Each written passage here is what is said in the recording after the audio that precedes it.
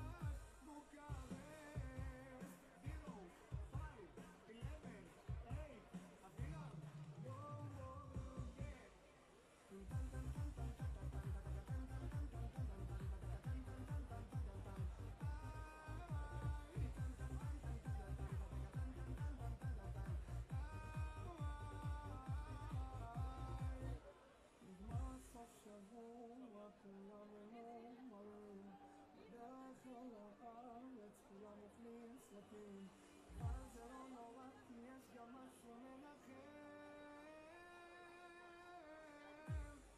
בסוף החודש של הכי טוב מתחתן, בוקרשט it's the time of your life, בוקרשט את עצמנו נשכח, איך כל פעם מתרגש מחדש, I never forget you אני מטושטש, בוקרשט it's the time of your life, בוקרשט את עצמנו נשכח, איך כל פעם מתרגש מחדש, I never forget you אני מטושטש, בוקרשט it's the time of your life, בוקרשט את עצמנו נשכח, איך כל פעם מתרגש מחדש, I never forget you אני מטושטש, בוקרשט it's the time of your life, בוקרשט את עצמנו נשכח, איך כל פעם מתרגש מחדש, I never forget you אני מטושטש, בוקרשט.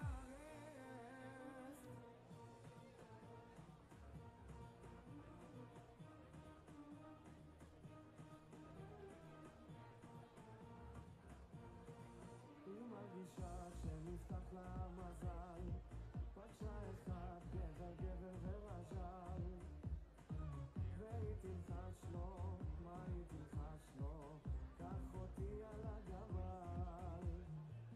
I'm your beauty, you're my beast, welcome to the Middle East.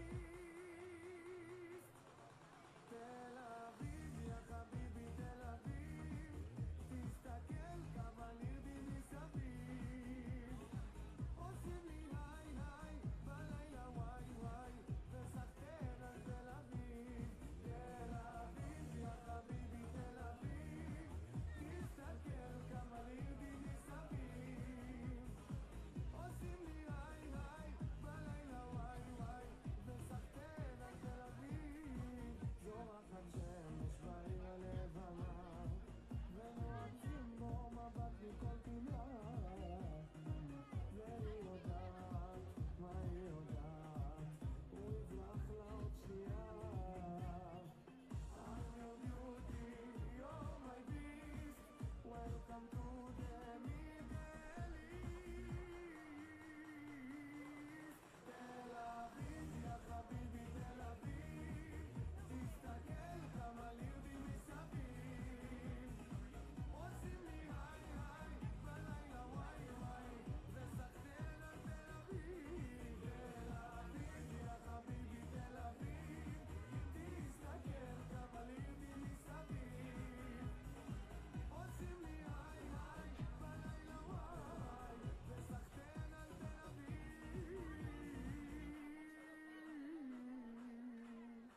עולה לי, עולה לי, עולה ולא יורד לי, עולה לי, עולה לי, עולה ולא יורד לי, עולה לי, עולה לי, עולה ולא יורד לי, עולה ולא יורד לי, ולא יורד לי, ולא יורד לי, ולא יורד לי.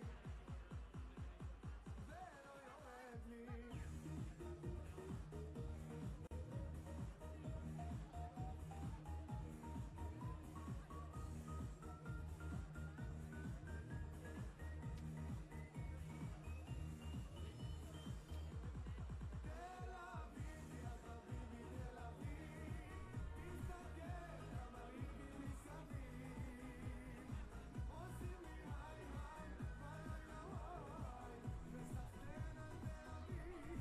תל אביב, יא חביבי תל אביב, תסתכל כמה לירדים מסביב, עושים לי היי היי, בלילה וואי וואי, וסחטן על תל אביב.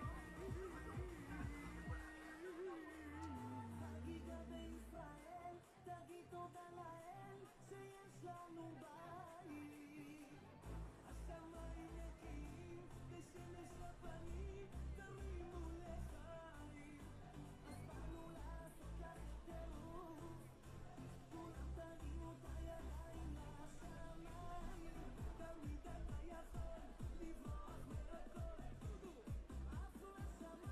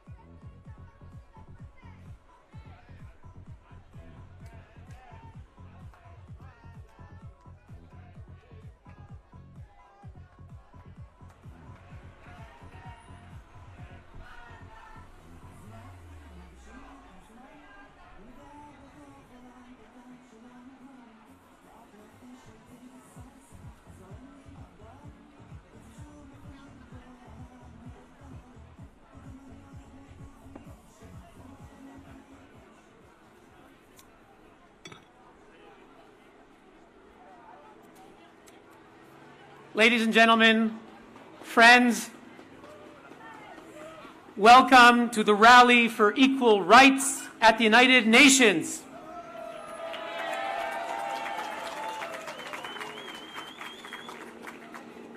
Before we begin, I do want to acknowledge the presence of distinguished diplomats who are joining us today. From Israel, Ambassador Aviva Raz Shechter, we'll hear from her in a moment. She's the representative of Israel to the United Nations in Geneva. I want to acknowledge the presence, honored to have him with us, Ambassador Yaakov Kedar, the Ambassador of Israel to Switzerland. From the United States, I want to thank and acknowledge the presence of the Chargé d'Affaires here at the U.S. Mission in Geneva, Mark Kasser, Ambassador Wood, the U.S. Ambassador to the Conference on Disarmament, Assistant Secretary of State for Arms Control, Verification and Compliance, Hélène Poblet. She's here visiting from the United States, and she wanted to be here. It means a lot. I want to acknowledge, and we'll hear from him in a moment, Ambassador Richard Grenell, the U.S. Ambassador to Germany, and Jason Mack, the Human Rights Counselor at the U.S. Mission. I want to thank now all of you who have come from near and far, from all across Europe, from around the world, from England, from the Netherlands, from Belgium, from Italia, from Germany, from Zurich, from Lausanne, from Berne. Je veux aussi remercier les communautés de Genève, tous mes amis de Suisse romande, Lyon et Grenoble et de toute la France. Votre soutien nous est cher et représente beaucoup pour nous. Ainsi, ses sœurs, we are here today to demand what the United Nations Charter promised. In 1945, when the United Nations was created, the UN promised equal rights for all men and women and equal rights for all nations, large and small. But when we come here to the United Nations, when we stand here at the Human Rights Council, and I was just there this morning, we see something that is not consistent with this promise. We look for equal rights, but we see a Human Rights Council that is supposed to speak for victims of the world's worst violations, but instead, as you see on the signs today, there were 7 reports. One of them hasn't been published yet. There were 0 on Algeria, 0 on China, 0 on Iraq, 0 on Pakistan, 0 on Qatar, 0 on Russia, 0 on Turkey, 0 on Venezuela, 0 on Zimbabwe. We see that the whole world was addressed last week under agenda item 4, numéro 4, point numéro 4 sur l'agenda. And today, Israel alone is criticized for an entire day, the only country in the world that is the focus of its own day, its own debate, its own agenda item. Not North Korea, not Syria, not Sudan is treated in this way. And so we're here today not to say that Israel is perfect, it can be criticized, but to say that what is happening here at the United Nations is discrimination. It is inequality. It is a violation of the UN Charter. It's a violation of what the Human Rights Council promised. So all we're asking here is to ask the United Nations to live up to its own promises. And we're here to say enough is enough. We're demanding equal rights and nothing more and nothing less. And with that, we have incredible speakers here today. And I want to introduce our first speaker. She has the world's hardest job. Aviva Raz Shechter, she's Israel's ambassador to the Human Rights Council. You can't imagine what it's like to be sitting there and going through what she has to go through. She does an incredible job, and we're so happy that she's here. Thank you. Thank you, Shalom. Thank you, Hillel. Thank you, UN Watch. Dear friends, all distinguished guests that are here with us, welcome to Geneva. Thank you to the people from Switzerland, to all those who traveled from across Europe to show their support for Israel and to say enough is enough with the UN bias against Israel. Your presence demonstrates that we can and we must no longer tolerate double standards. While we are gathering here to promote human rights, over there, the UN is harming human rights. In fact, the Human Rights Council is undermining the very cause of human rights. It is an institution where cynicism and hypocrisy prevail. While anti-Semitism is raising its ugly head all over the world, this place is legitimizing discrimination against the one and only Jewish state, the State of Israel. While we are gathering here today, the infamous item 7 is underway. At this very moment, the Council is again turning into an outspoken hostile arena against Israel and the Jewish people. This Council invites representatives of non-democratic regimes, of countries which are odious abusers of human rights, and of anti-Semitic NGOs to spread lies and false narratives, to openly incite against the only democracy in the Middle East. The Human Rights Council, which is supposed to promote human rights, is further losing its credibility. Instead of being a multilateral forum to promote prospects of peace and understanding, it is legitimizing those who actively destroy this goal. Over this past weekend, 2 rockets were launched by the Hamas terror organization to Tel Aviv. Yesterday, a 19-year-old IDF soldier was stabbed to death a father of 12 and another soldier were severely injured by a Palestinian terrorist from the West Bank. But this council does not want to acknowledge nor be confused with the facts.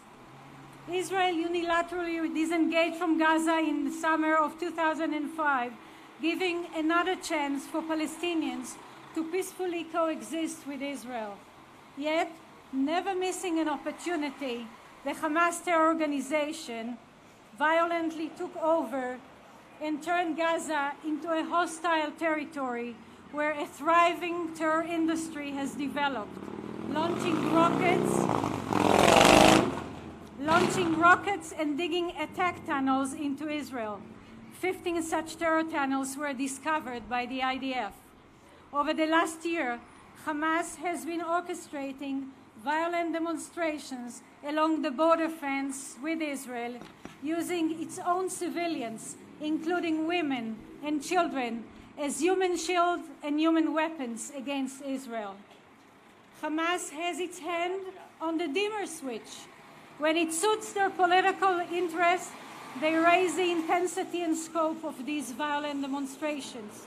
When they are having negotiations with international actors, when they receive Qatar's cash money or deal with a PA that is calling them the militias, they keep the demonstrations away from the fence. For the last several days, violent clashes erupted in Gaza as thousands took the streets protesting against the Hamas and the cost of living. Hamas authorities targeted their own people as well and imposed a blanket ban on media coverage despite graphic reports of violence against the protesters, hitting them with batons and using live fire against them. And so, last Friday, there were no demonstrations along the border fence. The Commission of Inquiry on the Gaza border fence events, the COI, that was established by the Council on Human Rights, ignores all these facts. The COI ignores the violence, the military involvement, and Hamas's control. When you read a report, you understand they got it entirely wrong. Got it wrong on the facts. Got it wrong in assessing how the IDF acted. Got it wrong on the law, and got it wrong on understanding our legal system. Since last March, about 500,000 demonstrators took part in these orchestrated demonstrations, serving as guides for Hamas militants to try and penetrate the fence and storm into Israel, threatening the lives of Israelis, beginning with the 70,000 residents who live in immediate proximity to the fence. These riots are part of ongoing hostilities against Israel, which included 1,300 rockets fired by Hamas during the same period of the COI inquiry. But the COI chose to ignore the potential threat to the lives and safety of Israeli residents if a Palestinian mob were to infiltrate to these civilian communities. They described the demonstrations as peaceful, as a gathering for poetry readings, for folk dancing, for lectures. Today, under Item 7, this Commission of Inquiry falsely accuses Israeli soldiers of crimes against humanity and calls for their arrest for defending Israelis from Hamas terrorists. Is this merely incompetence to understand what has been going on near the fence, or a one-sided bias and anti-Israeli attitude from the very beginning? Hamas congratulated the COI members for their work and adopted their recommendations. Do I need to add any other words to this theater of the absurd? Dear friends of Israel, Israel is soon to celebrate its 71st anniversary, 70 years of achievements against all odds. We have established our country a beacon of democracy, of innovation and pluralism. Israel is sharing its know-how to developing countries, offering humanitarian assistance wherever necessary. We are always ready to extend our hands for peace and to expand our diplomatic relations with sincere partners. At the very same time, we reiterate the need to guarantee security for Israel. We live in a region where Iran, a state sponsoring terrorism that wants to become nuclear, is publicly declaring its aim to destroy the state of Israel. Hezbollah, the Iranian proxy in Lebanon, is pushing an Iranian agenda to turn southern Lebanon into a base for attacks against Israeli citizens. The tunnels built by Hezbollah and funded by Iran, with its ongoing efforts to expand its military buildup, further destabilize the already volatile region. Israel will continue to exercise its rights for self-defense. We will continue to offer the olive branch, and we will be holding to our defense forces, our sons and daughters, who protect our lives and ensure our ongoing miracle of Israel. In a few days, the Jewish people and the children of Israel will celebrate the biblical holiday of Purim to commemorate the bravery of Jewish Queen Esther to thwart Haman's scheme to a genocide of her people. The Iranian regime is Haman of today, and the state of Israel is the guarantee against all Hamans and anti-Semites. From Jerusalem, the eternal capital of Israel, and here today I say, Am Yisrael Chai. The people of Israel shall further thrive. Above our heads, far in space, the lunar spacecraft Bereshit, Genesis, is carrying our Bible and the flag of Israel to the moon. Our 70-year-old country is the fourth among all nations to launch a spacecraft to the moon. So let me add my words by those of a beautiful Israeli song, Hallelujah, that tells us to wake every morning with a new song in our heart, as if we are just starting from Bereshit. Thank you all.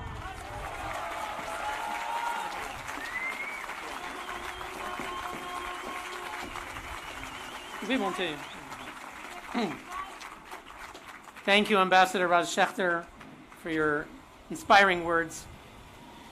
I do want to mention this event today is being organized by UN Watch, and I'm Hillel Neuer, the director of UN Watch. I want to thank my terrific staff, which has worked so hard for the past months, day and night, to make this happen. And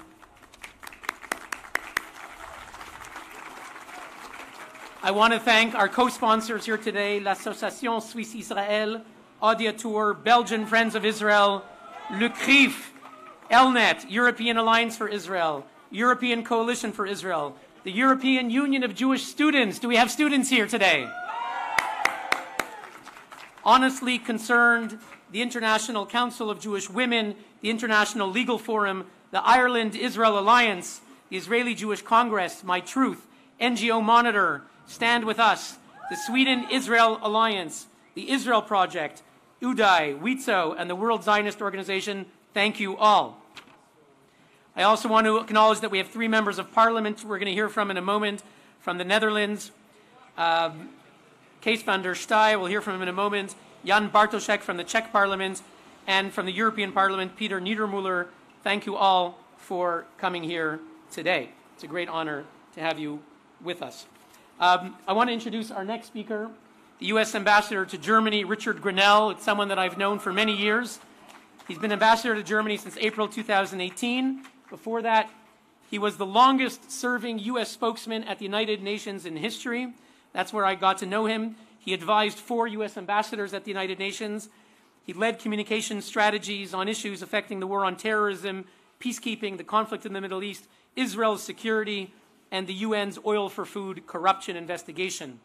Ambassador Grenell was a strong supporter of the U.S.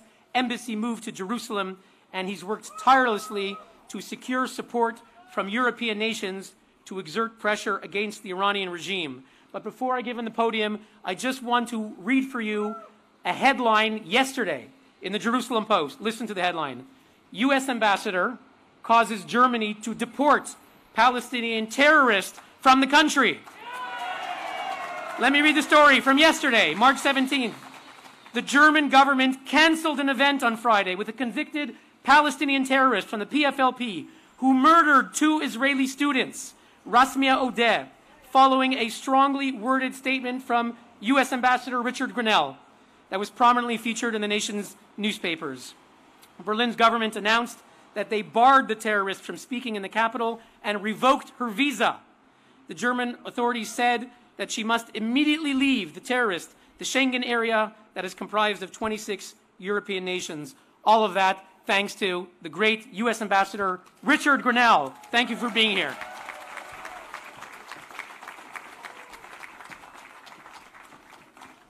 Thank you, Hillel. Appreciate all your leadership. I know we've got a lot of speakers today, so I'm going to try to be quick. I will say one thing, though. If you think that I'm pro-Israel, you should see my mother. Today, the United Nations Human Rights Council will convene again to discuss a set of phony allegations against the State of Israel. I think it speaks to the integrity of the Human Rights Council that we already know what the decision will be before they even vote. Among those deciding whether Israel has violated human rights will be representatives from absolute monarchies, one-party states, and military dictatorships. I think it speaks to the sincerity of the Human Rights Council that its agenda is determined by those who respect its mandate the least. There is a reason why this happens in every session, multiple times every year, no matter which countries are elected for membership. The Human Rights Council has what it calls Agenda Item 7, a permanent directive to debate the human rights record of Israel at every council session. Such a directive does not exist for any other country on the entire planet. It speaks to the fundamental flaws of the Human Rights Council, that it not only singles out Israel, but it does so on a permanent basis. The belief that a single country and a single people merit such attention on a permanent basis, this belief is motivated by one thing: anti-Semitism. This is not just a form of bigotry, it is a sign of intellectual and moral decay. An institution whose entire worldview is dominated by the fear and fantasy of Jewish criminality. It has lost the ability to be rational, to understand cause and effect, and to make positive change. Like a drug addiction, anti-Semitism is both a disease and a source of comfort for many. In the case of the Human Rights Council, anti-Semitism comes from the belief that the awesome responsibility of promoting human rights consists almost entirely of criticizing one small democracy already struggling to survive. To pass resolution after resolution on Israel while frequently ignoring China, Cuba, or Russia is a horrendous hypocrisy. Applying one standard to the State of Israel and not applying the same standard to others is anti-Semitic. Here in Geneva, Americans from both political parties have raised concerns about the Human Rights Council for many years. Our senior diplomats held well over 100 consultations with delegations from around the world. When I worked at the U.S. mission to the UN in New York, we launched a clear roadmap to reform the Human Rights Council. But even simple proposals were rejected. In June of 2018, the United States had no other choice but to withdraw its membership and funding. And perhaps this is just as well. An international human rights council so dedicated to combating a tiny democracy shouldn't need a very big budget. Issuing biased reports and damning resolutions on Israel is certainly cost-effective compared to the kind of work that would be required to actually advance the cause of peace and human rights. In the meantime, the United States remains the country most engaged and committed to the pursuit of peace between Israel and the Palestinians. As we speak, the Trump administration is readying a new plan that will offer a brighter future for all. We remain clear-eyed about the challenges ahead, but we are committed to working to achieve a future that is more peaceful, prosperous, and secure. I take no pleasure in the failure and irrelevance of the Human Rights Council, an international organization which effectively promotes universal human rights would have a place in this world. After all, there are still human rights violations and abuses occurring around the globe. So if I may, I'd like to close with a suggestion of how the UN Human Rights Council could win back some of the credibility it's lost. It should demand that members abide by the UN's own Universal Declaration of Human Rights.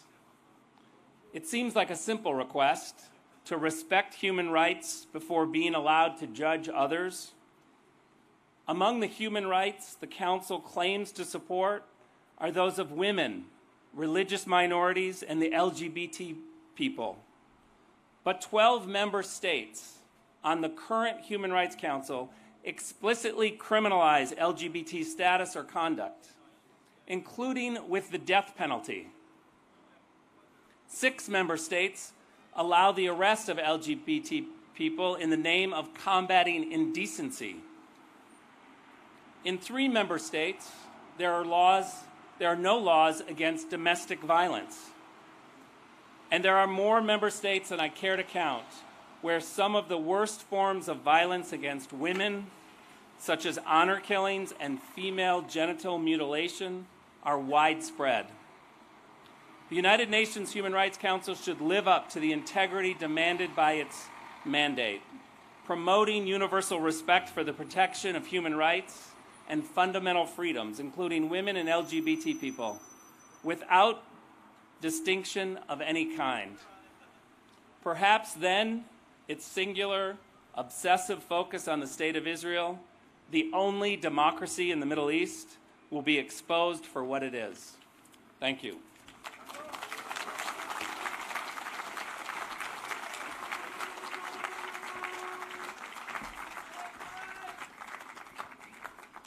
Thank you, Ambassador Grenell, for your superb remarks and for the excellent work you're doing in representing the United States and representing the values upon which the United Nations were founded and which it should be upholding.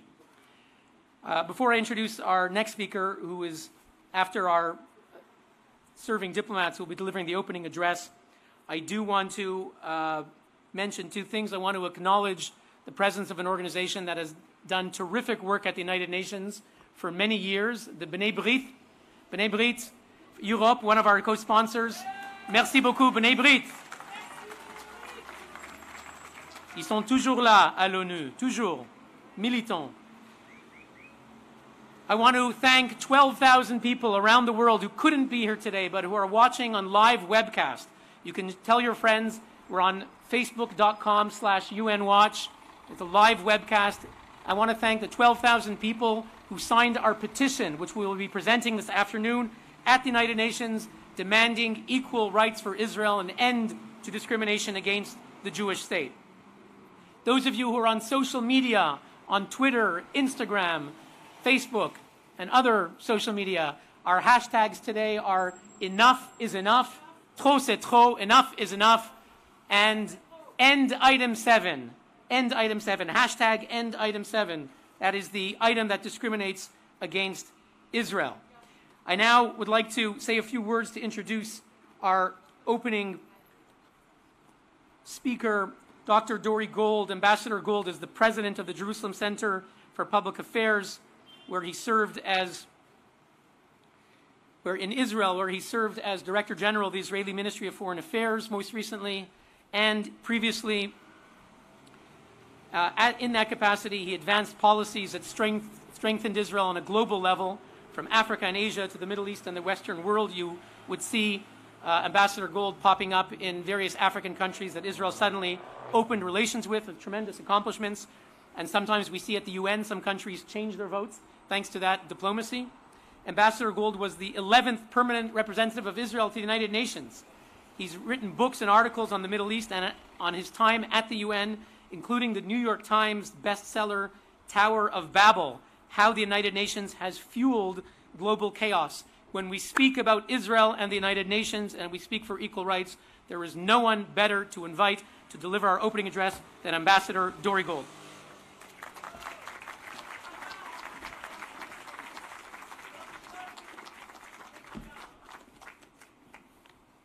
Thank you for that introduction, and thank you for the work you do with this organization.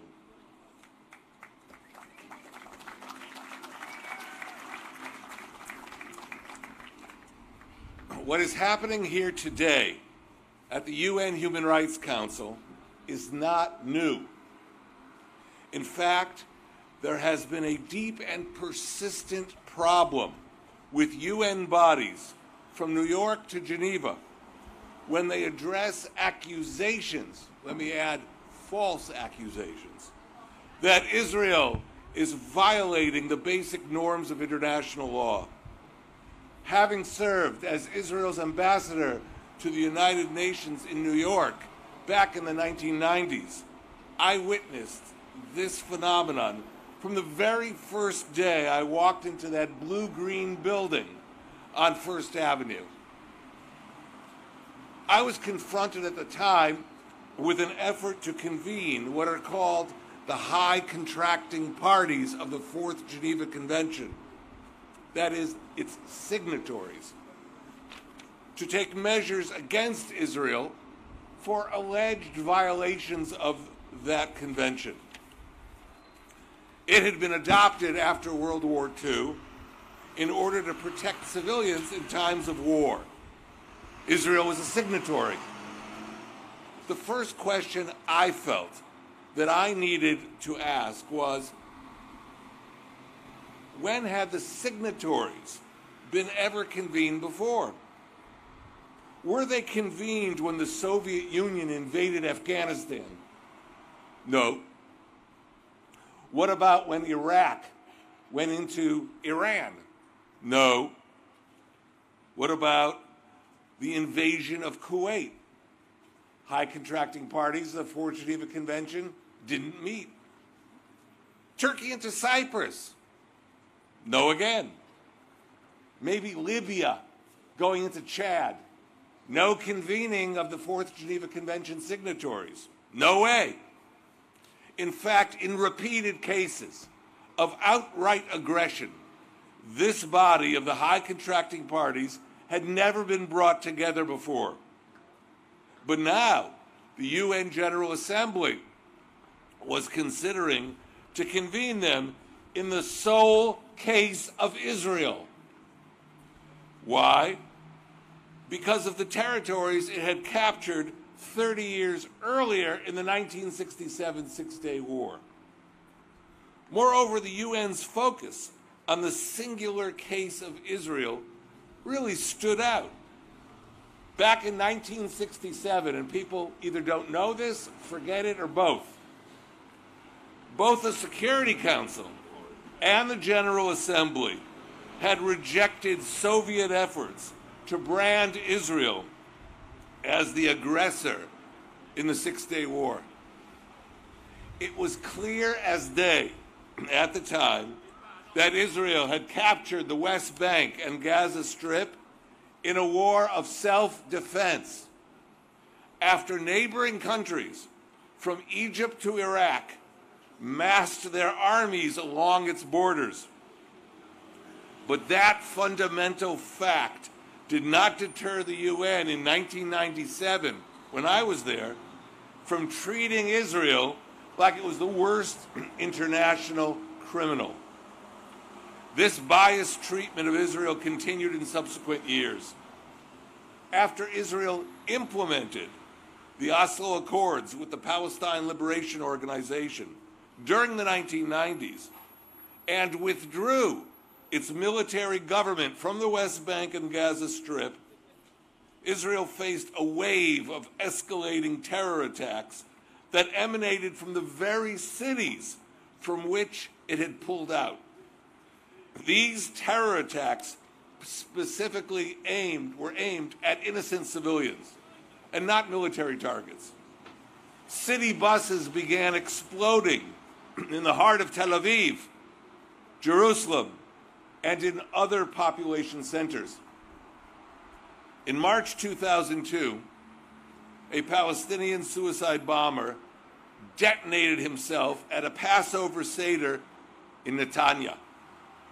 Israel finally had to act to bring the bombings decisively to a halt, even if that meant going back into those West Bank cities that had become springboards for these attacks. Western militaries had well-developed military doctrines for putting down this kind of urban warfare. Their military manuals, which we checked, spoke about utilizing air power, artillery, and even flamethrowers to flush out urban guerrillas. There were states that used carpet bombing to blanket whole areas. The Russians used such tactics in Chechnya, and we saw them again just now in Syria. But Israel refused to employ what may have been commonly used by others. In the West Bank town of Jenin, known by the Palestinians themselves as, quote, the capital of the suicide bombers, Israel decided to send in its ground forces in house-to-house combat. A fierce battle ensued. Saeb Erekat, the Palestinian spokesman who was sitting in Jericho, peddled the false claim that Israeli forces in Jenin had engaged in a massacre of Palestinians. The truth was that Israel had sent in reserve units so that many of the soldiers killed on the Israeli side in Jenin were fathers and husbands.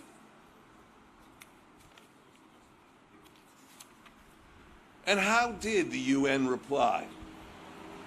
The spokesman of the UN specialized agencies asserted in the international media, quote, Israel had lost all moral ground in this conflict, unquote. A conclusion, by the way, that was adopted by the late UN Secretary General Kofi Annan, which he subsequently had to retract. The UN ultimately admitted that the numbers of fatalities in Jenin was far smaller than it had originally claimed.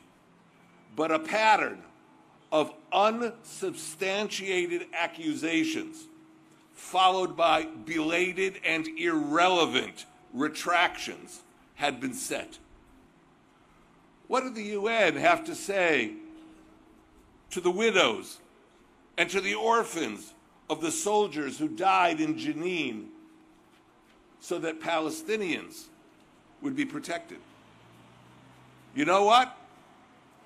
It was the UN that lost the moral high ground in Jenin, not Israel.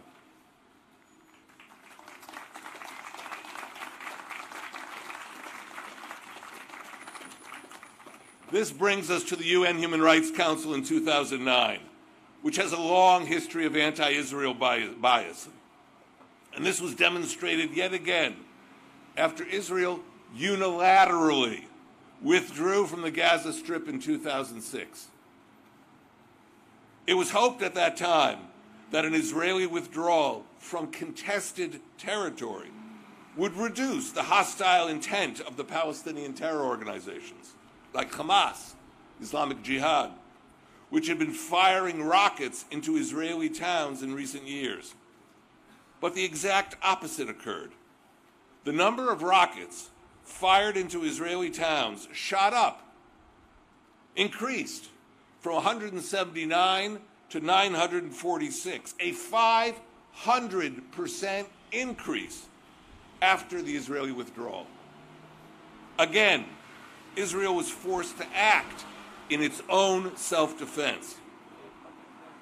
Here in Geneva, the Human Rights Council established a fact-finding mission that's well known, headed by Justice Richard Goldstone of South Africa, to investigate Israeli military operations. The result was a report about 500 pages in length, which was the most vicious indictment of the State of Israel, bearing the seal of the UN since Zionism is racism. The most outrageous charge it made was that Israel deliberately, let me repeat that again, deliberately killed civilians in Gaza. I was no longer in government, but when I was invited by an American university to debate Goldstone, the highest levels of the Israel Defense Forces provided me with all the material I needed to show how the core conclusions of the famous Goldstone report were baseless. How could Israel have a policy of deliberately killing civilians when it implemented the exact opposite policy of protecting them by issuing repeated warnings in Arabic to civilians that Israel was about to take imminent action? Beside leaflets, an Arabic-speaking IDF unit telephoned the homes where it was known that Hamas rockets had been stored. Israeli drones monitored if the target had been evacuated. If not, a special non-lethal munition was dropped. It was called a knock on the roof to convince those inside that this was serious. And only then was the target destroyed. Tell me, we're standing in front of the UN in Geneva. Who else does this? Who else issues these warnings in combat? Name another member of the United Nations. The Human Rights Council should be ashamed of itself for accusing Israel. The report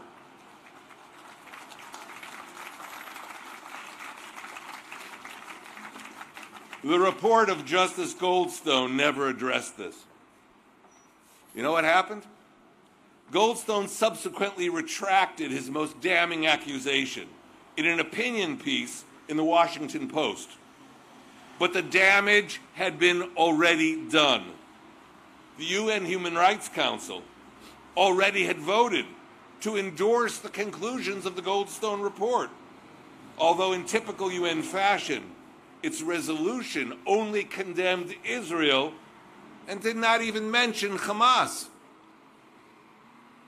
Musa Abu Marzouk, the Hamas leader, quipped on Al Arabiya television network that Hamas had been acquitted by the UN. Do you believe that? The UN had given Hamas essentially a green light to continue their rocket attacks on Israel. There is a straight line from UN actions back then and last week's launch by Hamas of an Iranian Fajr missile toward Tel Aviv.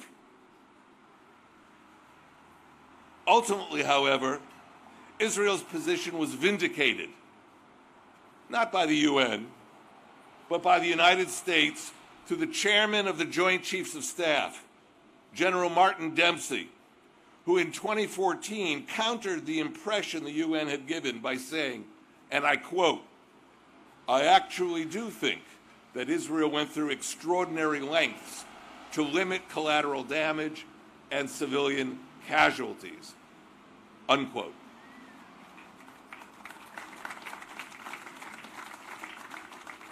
The chairman of the Joint Chiefs of Staff of the United States had the means to verify what he was saying. You think any serious verification is done over here in Geneva? Forget it. Now the UN wants to look at the Palestinian protests along the Gaza fence. How can anyone take the UN seriously when it has been shown, that when it comes to Israel, its reports have been highly politicized and seriously flawed? Is anyone looking after the human rights of Israeli farmers in the Gaza envelope communities whose fields are regularly set ablaze by Hamas incendiary weapons? Does anyone in Geneva even mention that it is the forces of Hamas that are beating the Palestinian population? You can see that on Palestinian television. I watched it this morning in my hotel room. To our north, as we speak, Hezbollah has militarized 200 Shiite villages south of the Litani in southern Lebanon and made them into a network for human shields in order to protect their Iranian-supplied missiles. And when Hezbollah constructs attack tunnels into Israeli territory, where is UNIFIL? That belongs to the UN. Where is UN Security Council Resolution 1701 that prohibits such Hezbollah activity? Is anybody saying anything? Let me make clear that it is demonstrated time and again that only Israel will defend itself by itself. Israel does not seek international forces to protect it. But it does expect one thing and one thing from the international community: the truth. That is today what Israel asks for, but when it comes to the UN, the truth has been extremely difficult to obtain. Thank you.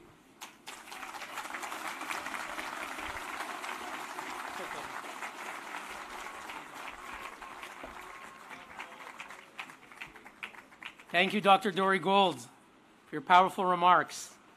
J'ai l'honneur maintenant de présenter un intervenant francophone très connu ici en Europe, quelqu'un qui était notre lauréat, qui a gagné notre prix de courage moral en 2015, M. Philippe Val, qui a aussi gagné le prix de CRIF il y a quelques mois à Paris. Démocrate intransigeant sur le respect de la liberté publique et de la liberté d'expression, Philippe Val est un autodidacte passionné de littérature, de philosophie et de musique. Chroniqueur à France Inter à partir de 1992, Philippe Val a refondé avec Cabu le nouveau Charlie Hebdo, dont il sera le directeur de la publication jusqu'en 2009.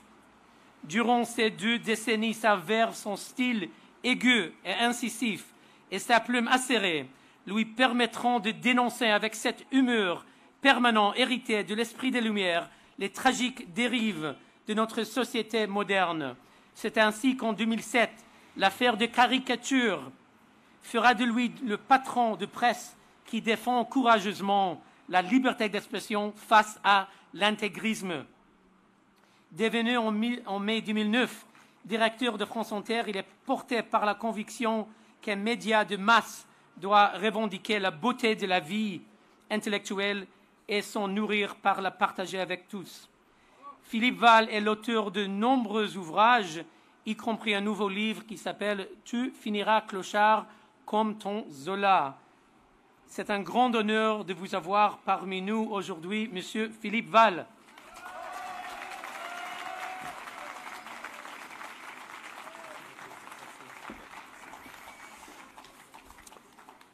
Bonjour à tous, chers amis, bonjour.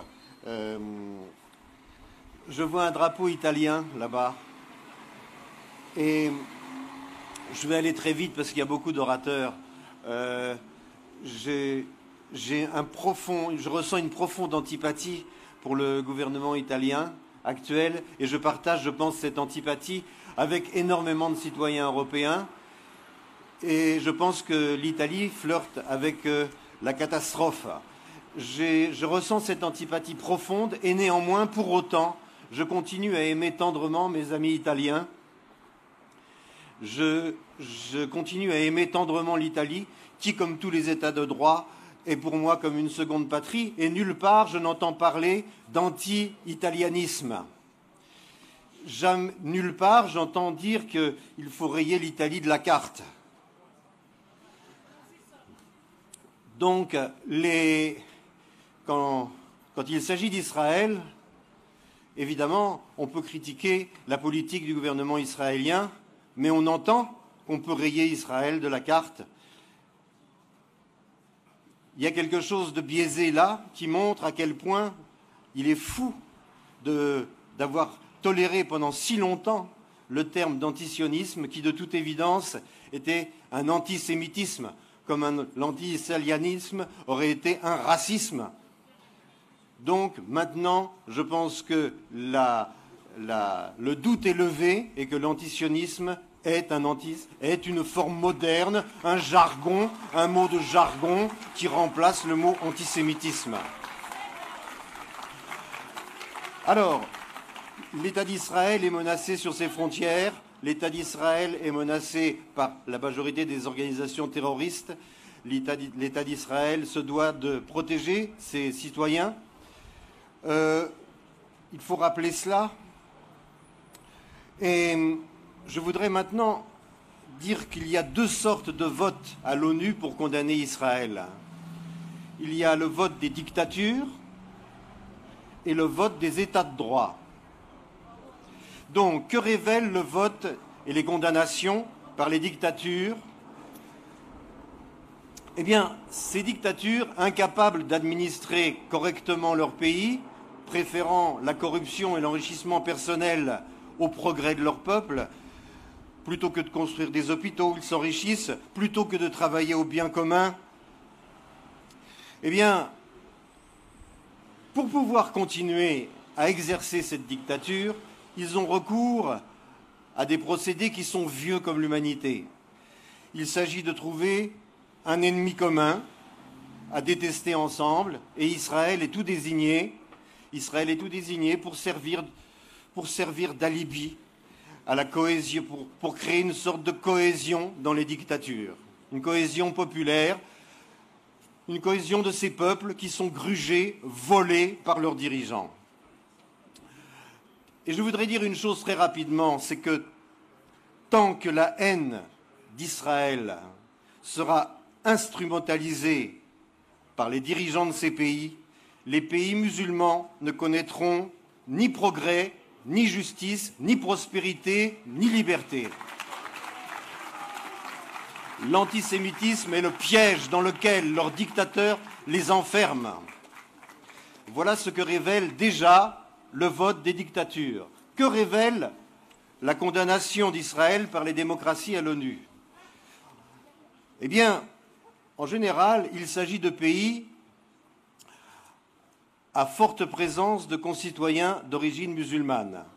Et les leaders d'opinion, les politiques, par démagogie et par calcul électoral, cherchent à capter les voix de ces populations d'origine musulmane dont ils supposent qu'ils détestent Israël.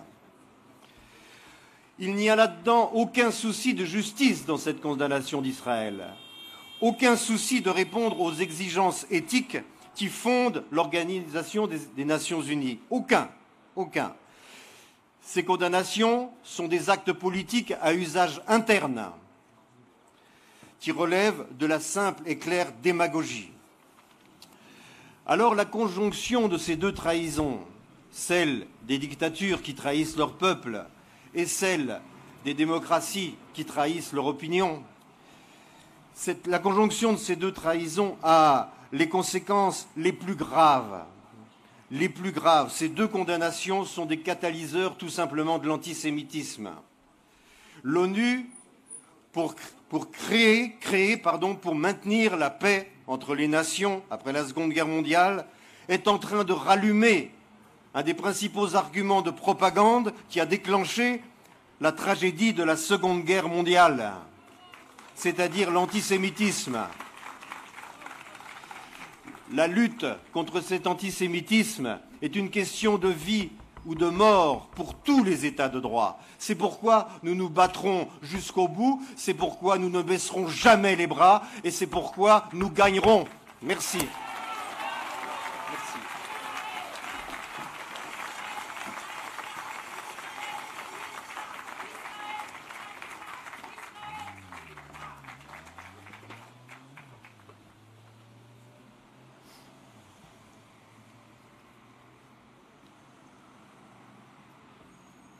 Merci, Monsieur Val. Il n'y a pas beaucoup d'intellectuels aujourd'hui avec ce courage moral. Merci beaucoup.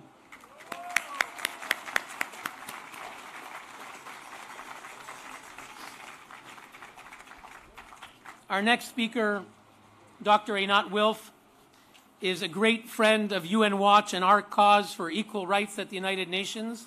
She's an outspoken voice for human rights, for women's rights, for feminism, for Zionism. She's been considered by Le Figaro a future Prime Minister of Israel. She's a former member of Knesset.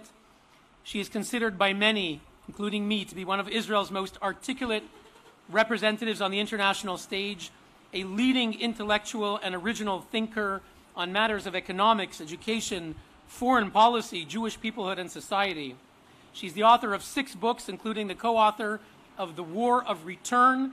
She's a world expert on UNRWA and knows all about the perpetuation of the Palestinian refugee issue. We know that the Swiss Foreign Minister, Ignacio Cassis, said UNRWA is not part of the solution, they're part of the problem. Il a dit la vérité. Her articles are regularly published in international publications and frequent interviews for TV and radio programs around the world. It's a great honor to introduce Dr. Einat Wilf.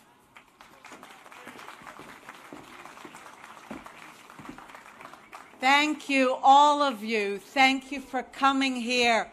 Great friends of Israel in the back, can you hear me? Thank you. Thank you all for coming here, for standing up in front of this building, in front of these flags and saying enough is enough. We demand no more and no less than being treated with fairness, with decency, with equality. Now, if you really want to understand how Israel is singled out, discriminated against at the United Nations, there is no better story, no better tale than the tale of 2 refugee agencies. One is a great success and one a terrible failure. Can I tell you which is which? The great failure is called the United Nations High Commissioner for Refugees. Many, many decades ago, it had tens of millions of refugees across Europe, across Asia, across Africa. Some of your grandparents, your parents, maybe you yourselves were refugees, and no more. There are no more refugees. The United Nations High Commissioner for Refugees failed because they all found a home and moved on with their lives. Do you know which is the success? It's called UNRWA, the United Nations Relief and Works Agency. It started 70 years ago with several hundreds of thousands of Arab refugees from a war that they waged to prevent the state of Israel from coming into being. And look how successful UNRWA has become. Today it counts 5.5 million refugees from a war that ended 70 years ago. This is what it's doing. Why is it doing it? This is absurd. Generation after generation after generation, it allows Palestinians to continue to believe that they are still refugees from Palestine. And where do these refugees from Palestine live? In the West Bank, under the Palestinian Authority, in Gaza. Certainly by their vision, they live in Palestine. So if they live in Palestine, how are they refugees from Palestine? Oh. They know They know which Palestine they are refugees from. The Palestine from the river to the sea. The Palestine that one day will be free. Free of what? Free of Jews in their mind. That's the Palestine from the river to the sea. So they live in Ramallah and they live in Gaza, but they view themselves as refugees from a Palestine that will replace Israel. And the UN supports that. Switzerland, Italy, Belgium, all the countries you come from, France, they fund that. They allow the Palestinians to continue to believe that. They live in Jordan. They are citizens of Jordan. They have never been displaced by war. They are wealthy business people, and yet they are still refugees from Palestine. Nowhere in the world, for no people, for no country, are people born in a country, citizens of that country, and somehow still refugees from another country in which they've never been.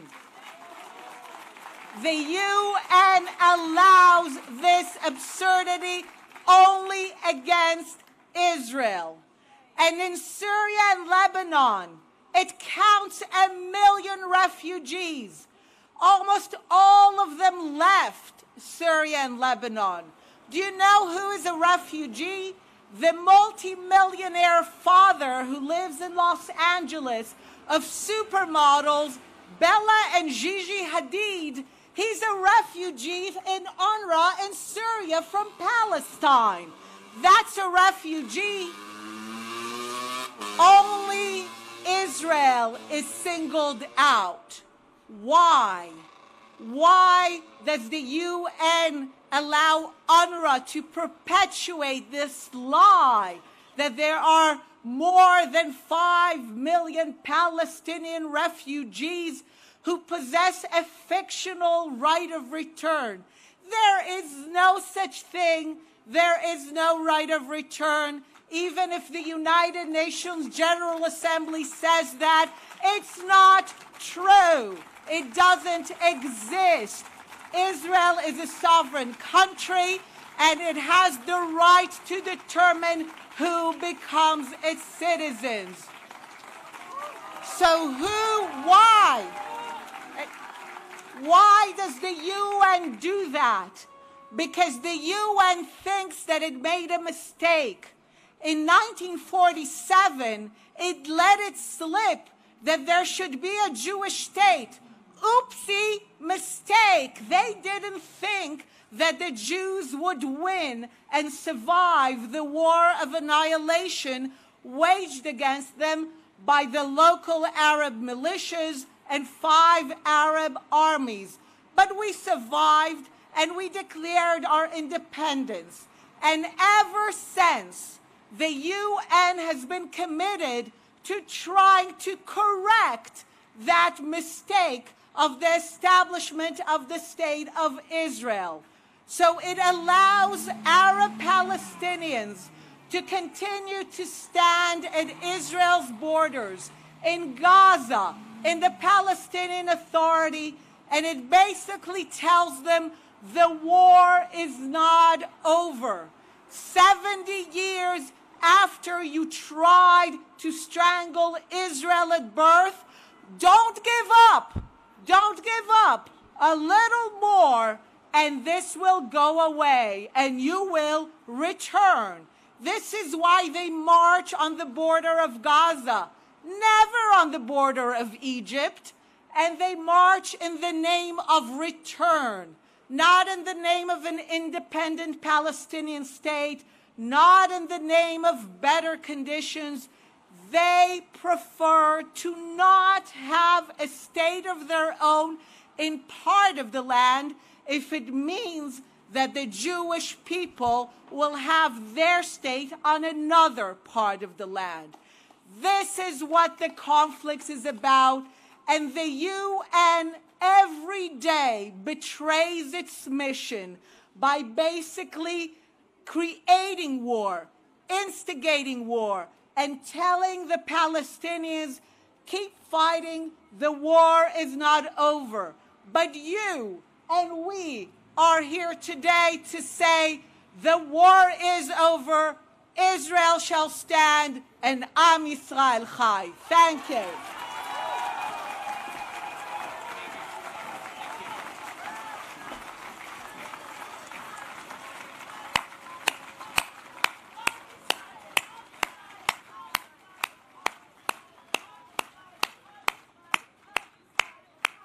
Am Yisrael Chai.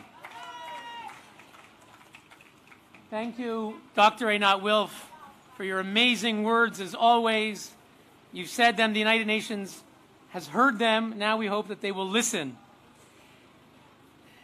Je salue la présence du grand rabbin Yitzhak Dayan et Philippe Grumbach, président de la communauté israélite de Genève, le rabbin Mendel Pevzner de Chabad, tous qui sont des grands amis de UN Watch et de notre cause. Merci beaucoup. Our next speaker is someone who's been a good friend of UN Watch going back for 10 years. 10 years ago, you heard about the Goldstone Report, the Commission of Inquiry on Israel's war of 2009 with Hamas. And when the Goldstone Report was presented, we invited Colonel Richard Kemp to come and speak. And he came right away, and his words went viral on the internet. They were seen hundreds of thousands of times, quoted around the world. He's been a great friend of UN Watch and our cause. Colonel Richard Kemp has been fighting terrorists around the globe for 35 years through 14 duty tours and years of service on intelligence teams. He was the commander of British forces in Afghanistan, where he set up a joint counter-terrorist operation with U.S., Canadian, and Afghan forces, achieved major success against al-Qaeda terrorists in Kabul. He is the author of Attack State Red, a Sunday Times best-selling book about the conflict in Afghanistan, and he's someone who has been, he'll tell you himself, he's been to Israel's borders with Hamas and with Hezbollah. He knows exactly what Israel is facing, and he just was with us this morning at the United Nations.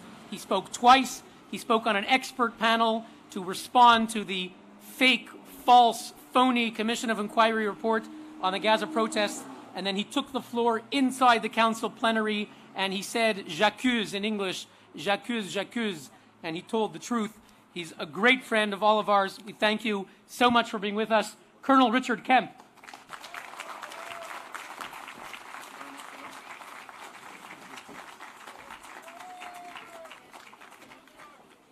Ladies and gentlemen, it's a real honour to be speaking to you, and thank you very much indeed for coming and spending your time here. Our cause is certainly made stronger by your presence and your support. Before I say anything, I want to say Shalom, Guten Tag, Bonjour, and that's the end of my European languages. I can say hello as well, but that's about it. I want to also thank Hillel and his fantastic organisation, UN Watch, which has done so many brilliant things against this mob in here behind me over so many years. They are a very, very important fighting organisation in support of the Jewish state. And may I ask you, please, if you don't support them in every possible way you can. And I recognise being here today is not only supporting Israel, but supporting the wonderful UN Watch. Ladies and gentlemen, I was on the border with Gaza a couple of days ago, and I've been there many times since this violence began about a year ago. I've seen exactly what happens. I've not been sitting with the press. The IDF have allowed me to go right to the very front lines with the snipers, with the observers, and with the commanders, so I can see for myself precisely what is happening and not have to listen to this nonsense and believe it, and I don't anyway. But so I've got first-hand knowledge of what Hamas have done and first-hand knowledge of what the IDF has done, and I'm going to tell you about that now. I came here to your wonderful city of Geneva in December, and I spoke then, I gave evidence to your less than wonderful Human Rights Commission of Inquiry just inside that building there for several hours. I told them from my own professional experience what was the reality of what happened on the border. They did not listen to one word I said. And in this report that they produced, nothing I said is reflected. This report is a tissue of lies, abuse, prejudice, and distortion. It is not worth the paper it's printed on.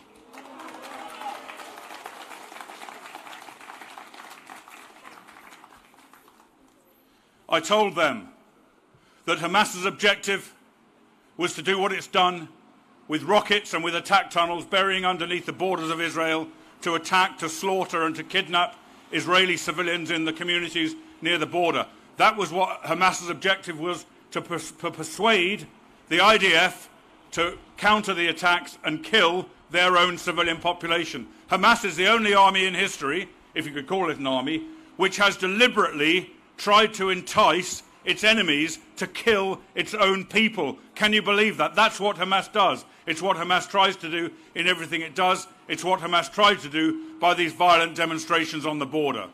They had no idea that they would actually break through the border and carry out successful attacks against Israel. They wanted to, but they didn't expect to. What they wanted was Israeli defensive action that they saw, so that people like this in the building behind me could condemn Israel for war crimes, for crimes against humanity, and for unnecessarily killing innocent civilians. That is their plan. That's their objective. And of course, many, many people, including media, human rights organizations, NGOs, universities, politicians, they all play straight into the hands of Hamas. The IDF. I worked very closely with the IDF for many years. They are one of the finest armies in the world. I say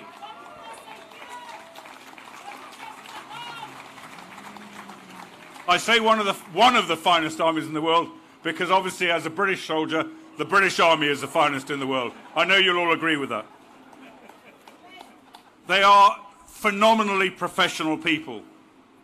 They work incredibly hard, and in trying to save the lives of innocent civilians on the enemy side in Gaza, they put themselves at risk, they are in danger, and they sometimes pay the supreme sacrifice. And they're sometimes very seriously wounded. I was there on the border recently with some of the incidents and watching and talking to young Israeli soldiers, 19 years of age, 18 years of age, day in, day out, putting their lives on the line to come back and watch on television the kind of filth that's poured out against them by the international media. It's shocking. And when you see and when you hear about people like Staff Sergeant Gal Kaidan, who was stabbed to death in Israel only yesterday, when you see that, and when you see Rabbi Ettinger killed and another soldier shot now in critical condition, you can appreciate the danger these men are on, day in and day out, in the West Bank, or I get into trouble for saying the West Bank, so I mean Judea and Samaria, and in the Gaza border. And we can only, I think, honour and appreciate and respect the sacrifices they make for the state of Israel, and not just for the state of Israel, but for the whole world, because they are at the front line of all of our fights against international jihad.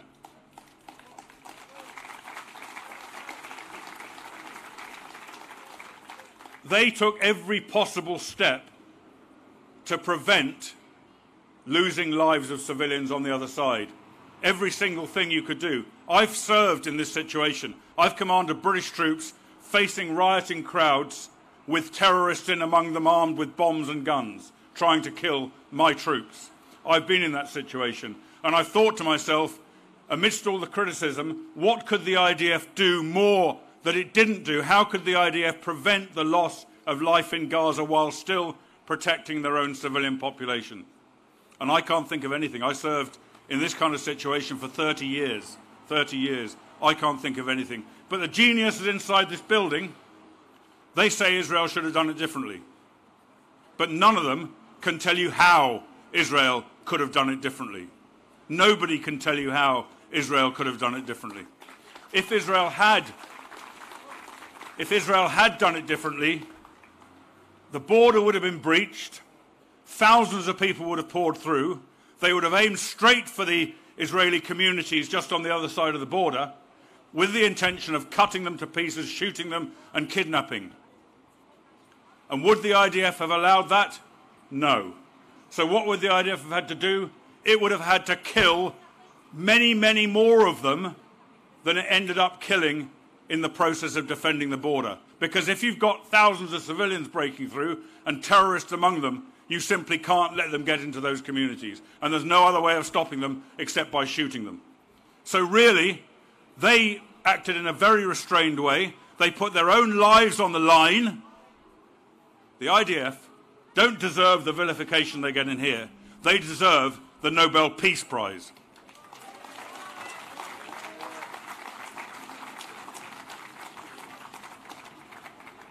Ladies and gentlemen, this organisation, the UN Human Rights Council, has failed Israel. It's also failed the Palestinian people. The reason it's failed the Palestinian people is because it's failed to condemn the oppressors of the Palestinian people, Hamas. Hamas, as we speak now, as we're here now, Hamas is shooting at genuine peaceful protesters inside Gaza. Those are the oppressors. Those are the people that are given a pass by this organisation. Therefore, it's failing the Palestinian people by allowing the continued oppression of them by Hamas. And the final thing I want to say, ladies and gentlemen, is the United Nations Human Rights Council, by playing directly into the hands of Hamas, by adopting and following their plans, the UN Human Rights Council has become an instrument of Hamas terrorism. By failing to support, by failing to condemn the use of human shields, the use of violent tactics on the border, tactics that will entice Israel to shoot their own civilians, by failing to condemn them and by condemning Israel, they are playing right into that plan. They're encouraging more of this by Hamas. In a few days' time, at the anniversary of the beginning of this process, Hamas is planning hugely increased violence. That is being encouraged and facilitated by this lot in here. They are our enemies. They are friends of Hamas. They are instruments of terrorism. Thank you, ladies and gentlemen.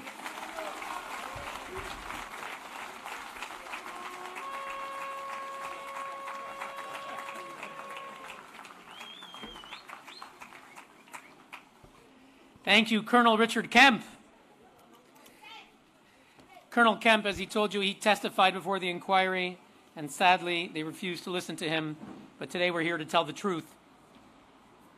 Before I introduce our next speaker, je veux saluer la présence de Rav François Goraï et Alex Dembitz de la communauté juive libérale de Genève, des grands amis de UN Watch et notre cause. I want to recognize many groups that are here. I've mentioned our co-sponsors. I want to recognize Over the Rainbow from Italy, who's come here. I want to recognize the International Christian Embassy of Jerusalem and all of our Christian friends here in Geneva, en Suisse romande, and all across Switzerland. Thank you for your support for the state of Israel and its equal rights.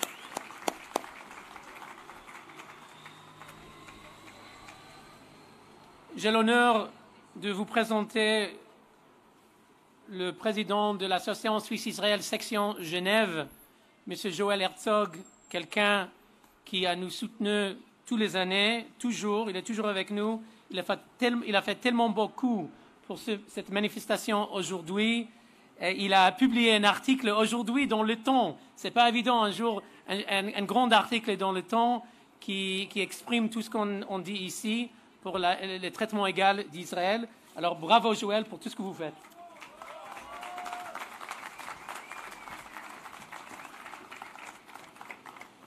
Excellences, Mesdames et Messieurs, orateurs, Grand Rabbin et Rabbin, Philippe Grumbach, président de la communauté israélite de Genève, Mesdames et Messieurs les présidents des communautés, associations et organisations, Mesdames et Messieurs, chers amis. Samedi, nous avons lu dans le Deutéronome, Parashat Zachor, « Souviens-toi de ce qui t'a fait Amalek, n'oublie pas ». Notre peuple et les amis d'Israël ne vont pas oublier la haine gratuite et ce que j'appelle l'antisémitisme institutionnel qui s'exprime dans le Conseil des droits de l'homme de cette semaine. Amalek est distingué de manière singulière parce que son antisémitisme est gratuit. C'est ce qui se passe en face d'ici. Pire encore, le Conseil trahit sa mission et devient, avec ses résolutions, un vecteur de la propagation d'antisémitisme et éloigne toute possibilité en vue d'un règlement pacifique au Moyen-Orient que nous appelons de nos vœux. Il est regrettable qu'une motion soumise aux chambres fédérales à Berne et soutenue par notre association n'ait pas trouvé une majorité. Cette motion demandait à la diplomatie suisse d'agir en tant que pays hôte pour stopper le point numéro 7 de l'agenda permanent du Conseil des droits de l'homme, réservé exclusivement à Israël, alors que le reste de la planète est traité par le point numéro 4. Autrement, une intervention efficace de la diplomatie suisse aurait pu peut-être contribuer à éviter la gabegie d'aujourd'hui. Israël est discriminé. Elle est traitée dans le Conseil des droits de l'homme comme bouc émissaire et nous sommes venus ici pour dire ça suffit, enough is enough. Tout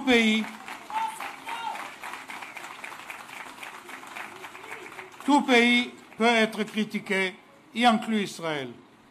Mais aucun pays n'accepterait, sans réagir, des manifestations violentes à la frontière avec des terroristes essayant de briser la barrière et pénétrer pour assassiner des civils paisibles. Aucun pays n'accepterait d'être privé de son droit à la légitime défense. Aucun pays n'accepterait le boycott de ces sociétés servant d'ailleurs la population juive et arabe. Aucun pays n'accepterait les conclusions d'un rapport retiré par son propre auteur, comme le fut le rapport Goldstone. Pour nous, c'est de l'antisémitisme institutionnel, qualifié en tant que tel selon les définitions de l'IRA, qui inclut l'antisionisme, soit le rejet des droits du peuple juif d'avoir un État. בכל דור ודור עומדים עלינו לכלותנו, והקדוש ברוך הוא מציאנו מלאדם. À chaque génération, on porte atteinte à notre peuple, comme le rappellera d'ailleurs durant le repas pascal. Cette année, il y a 80 ans, en mai 1939, suite aux émeutes arabes en Palestine, la Grande-Bretagne a publié un livre blanc interdisant l'immigration de juifs rescapés essayant d'échapper aux nazis. Mon grand-père, grand rabbin Yitzhak Isaac Halevi Herzog, alors le grand rabbin de Palestine, puis Israël, a alerté l'opinion publique que le livre blanc était devenu une tache noire et qu'il craignait qu'il devienne une tache rouge. Malheureusement, il avait raison. Lors d'une manifestation en face de la synagogue Yeshurun à Jérusalem, il a déchiré le livre blanc comme dénué de valeurs morales en citant le prophète Ésaïe Utsu Eitza Vetufar, Dabru Davar Velo Yakum, qui Emmanuel, formez des projets et ils seront anéantis, donnez des ordres et ils seront sans effet, car Dieu est avec nous. Il y a 44 ans, mon père, alors ambassadeur d'Israël à l'ONU, a dû affronter la résolution ignominieuse de l'Assemblée générale de l'ONU assimilant le sionisme au racisme. Résolution passée en 1975 par une majorité automatique, puis annulée en 1991. Il a alors affirmé, dans un discours classifié comme un des 50 discours qui ont changé le monde, que le soutien de la résolution était motivé par deux grands démons, la haine et l'ignorance. C'est exactement le cas aujourd'hui. Il a dit également, et des propos qui sont d'actualité encore aujourd'hui, nous, le peuple juif, n'oublierons pas. Pour nous, le peuple juif, ce n'est qu'un épisode transitoire dans une histoire riche et remplie d'événements. Nous plaçons notre confiance dans la providence, notre croyance dans notre tradition millénaire, dans notre poursuite de progrès sociaux, des valeurs humaines et dans notre peuple. Pour nous, le peuple juif, cette résolution basée sur la haine, les mensonges et l'arrogance est dénuée de toute valeur morale ou légale. Pour nous, le peuple juif, a-t-il conclu, ce n'est rien d'autre un morceau de papier que nous devrions le traiter ainsi avant de déchirer la résolution en deux. C'est aujourd'hui à mon tour de continuer dans la tradition familiale et d'affirmer, pour nous, Juifs et amis d'Israël, les 7 motions et résolutions basées sur le mensonge et la haine, pour dire simplement, sont de l'antisémitisme et de l'antisionisme primaire. Elles sont dénuées de toute valeur morale ou juridique et méritent d'être déchirées et jetées dans la poubelle de l'histoire. Am Israël Chai.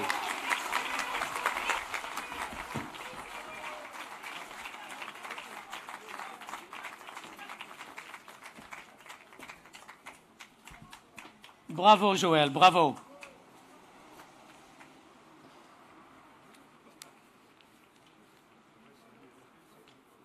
After that powerful gesture of 3 generations, where Chief Rabbi Isaac Halevi Herzog in 1939 tore up the British white paper that stopped immigration, Jews fleeing Hitler were locked in their deadly fate, and he tore up the British white paper in 1939, and in 1975, Joel's father, the late President Chaim Herzog, as ambassador of Israel to the UN, tore up the Zionism is Racism resolution, and today, here in Geneva on March 18th, 2019, in front of the United Nations Human Rights Council, the resolution that effectively denies Israelis the right to defend themselves from terrorists, Joel Herzog tore it up. Bravo!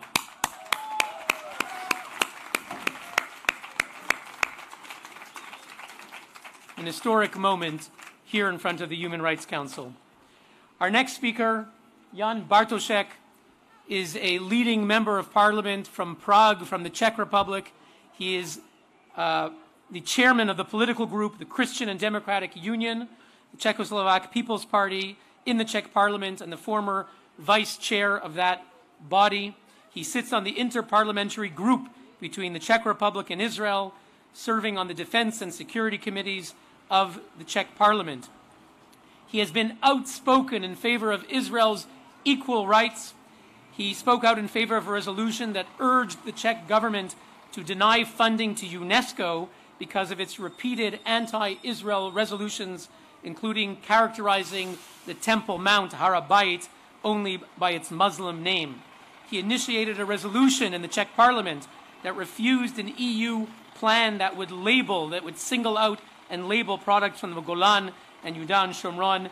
He's been a tremendous friend of Israel. He's in a very busy time in his political campaign right now. He has barely time to sleep, but he took a pause from what he's doing in Prague and came to be with us especially for this rally. Thank you so much, Jan Bartoszek.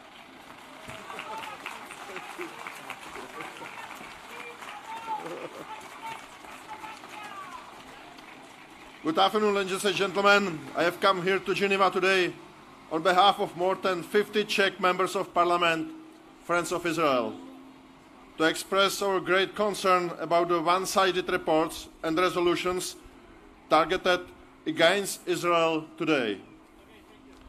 We are a nation in the heart of Europe. Our first president, Thomas Garrigue Masaryk, visited Jerusalem in 1927 as the first head of Western states and met Jewish leaders to convey Czechoslovakia's support for the idea of a Jewish state.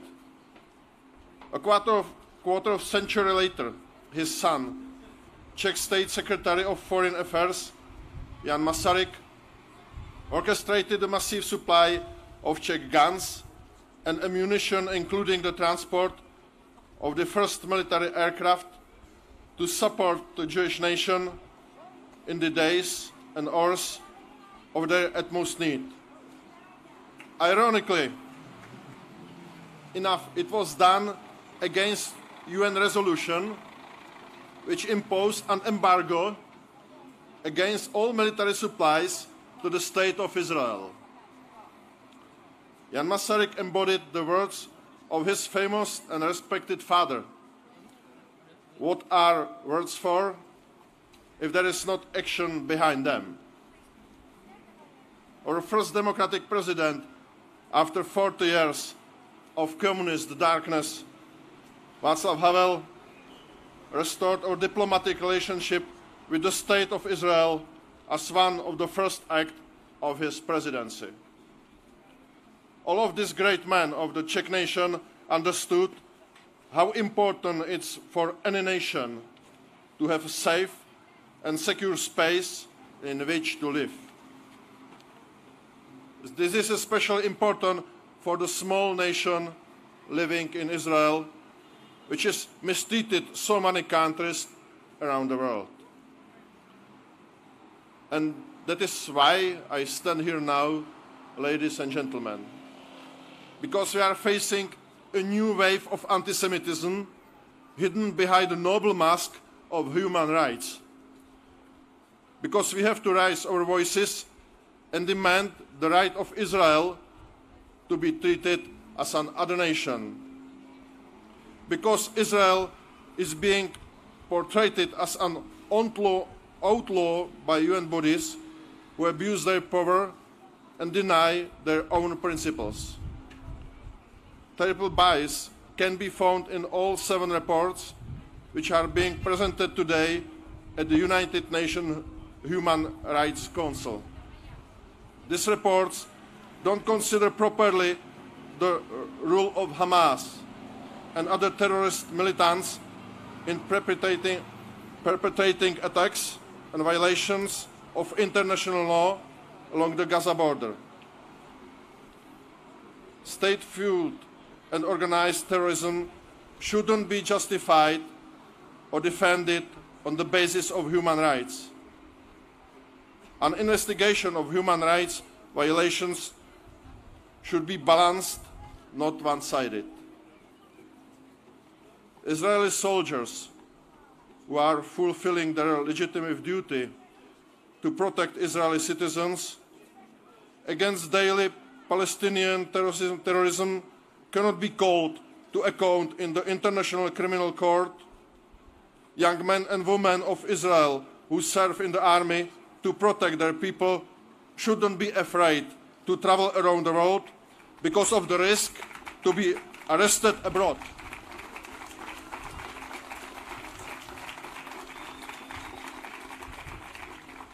The UN must stop playing a shameful role in the dirty game called BDS, which in the end hurts both Israelis and Palestinians. Ladies and gentlemen, please be assured, and I have the mandate of the least of the quarter of the Czech Parliament, that the Czech Republic, a real friend of Israel, will not sit quietly and look to the ground when our friends are under fire by international institutions that are being abused.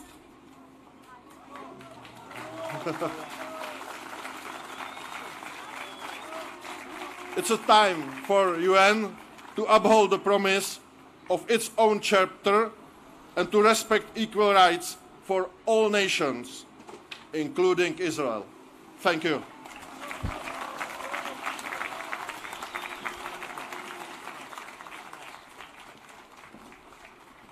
Thank you, Jan Bartošek from the Czech Parliament. As I told him, I used to live in Jerusalem on a street called Masaryk, which, as he mentioned, is named after the great Czech leader, the founder of the Czech nation, the first, as he said, the first head of state to visit the Jewish community then in Palestine in the 1920s, and his son as well, a great friend of Israel. So it's in that spirit, in Václav Havel, that he's with us here today, and the friendship of the Czech people to the state of Israel remains strong, and it's thanks to people like you. And we look forward to working together with you to making sure that European countries like the Czech Republic vote according to principle. I now have the honor to say a few words to introduce someone that we've invited from Israel to give some spirit to our gathering here today. Her name is Chagit Yasso. She's a singer. I want to tell you a little bit about her life. Before her life, her parents came from Ethiopia, Jews from Ethiopia, and they wanted to make Aliyah to Israel, and they had to go on a trek.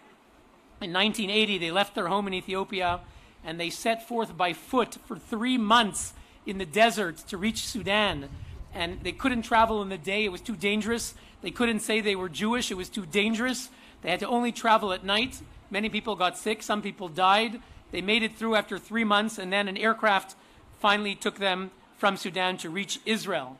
Her family settled in Sderot, where they had the daughter Chagit and 4 other children.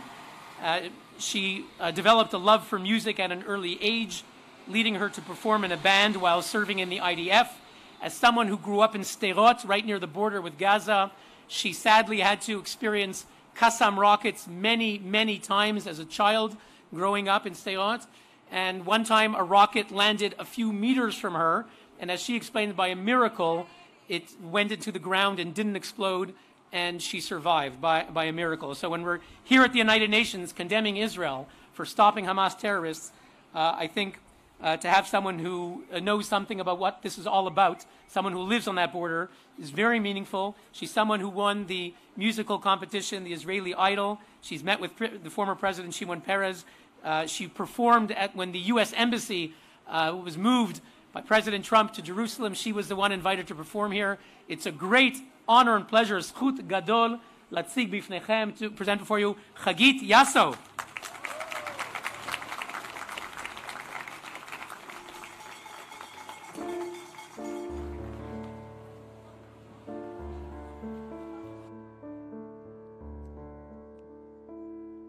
שיר המעלות, אשא עיניי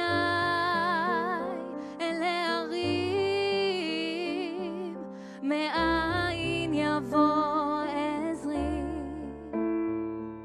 עזרי מעם השם, עושה שמיים וארץ, אל יתן למות רגליך, אל ינום שומרך, הנה לא ינום ולא יישן שומר ישראל, השם שומרך, השם צילך, על יד ימינך, יומם השמש לא יככה, וירח בלילה, השם ישמורך מכל רע, ישמור את נפשך, השם ישמור צאתך ובואך, מעתה ועד עולם, מעתה ועד עולם. שיר המעלות, אשא עיניי אל ההרים, מאין יבוא עזרי, עזרי מעם השם, עושה שמיים וארץ, אל יתן למות רגליך, אל ינום שומרך, הנה לא ינום ולא יישן שומר ישראל, השם שומרך, השם צילך, על יד ימינך, יומם השמש לא יככה, וירח בלילה, השם ישמורך מכל רע, ישמור את נפשך, השם ישמור צאתך ובואך, מעתה ועד עולם, מעתה ועד עולם.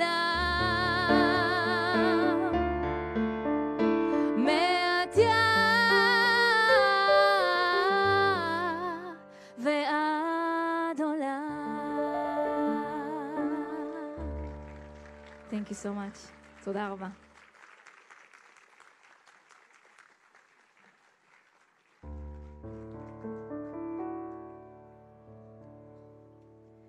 השם עוז לעמו ייתן, השם עוז לעמו ייתן, השם עוז לעמו ייתן, עמו ייתן. השם עוז לעמו ייתן, השם עוז לעמו ייתן, השם עוז לעמו עמו ייתן. השם יברך את עמו בשלום, שלום, שלום. השם יברך את עמו שלום, שלום, שלום.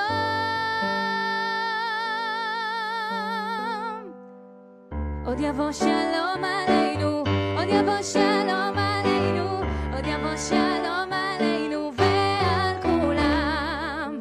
עוד יבוא שלום עלינו, עוד יבוא שלום עלינו, עוד יבוא שלום עלינו ועל כולם.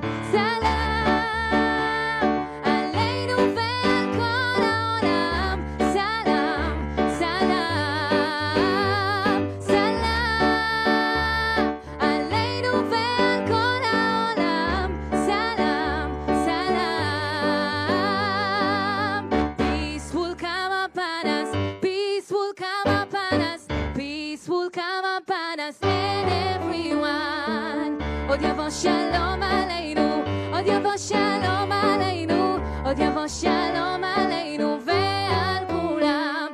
סלאם עלינו ועל כל העולם, סלאם, סלאם, סלאם עלינו ועל כל העולם, סלאם, סלאם. עוד יבוא שלום עלינו, עוד יבוא שלום עלינו, עוד יבוא שלום עלינו ועל כולם. בעזרת השם. Thank you so much. תודה רבה.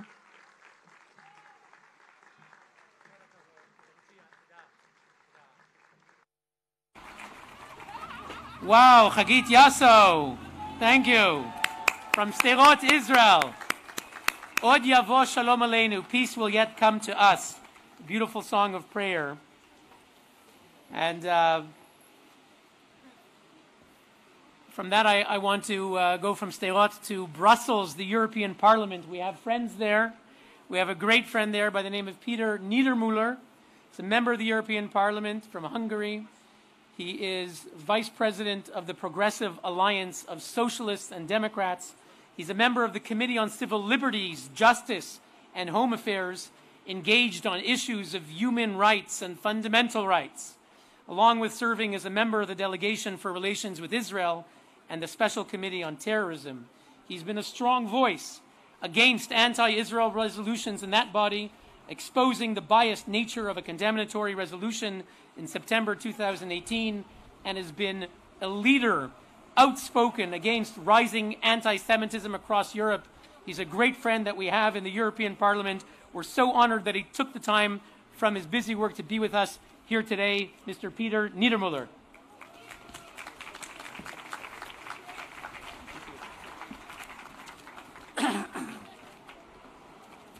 Ladies and gentlemen, I am so proud to stay here today as a Hungarian member of the European Parliament, the European Union highest democratic body. I am proud to stay here today as a member of the European Parliament's delegation for relations with Israel. And I am proud to stay here as the Vice President of a center-left oppositional party in Hungary, the Democratic Coalition. I am here to express my support, my friendship, and my love to Israel.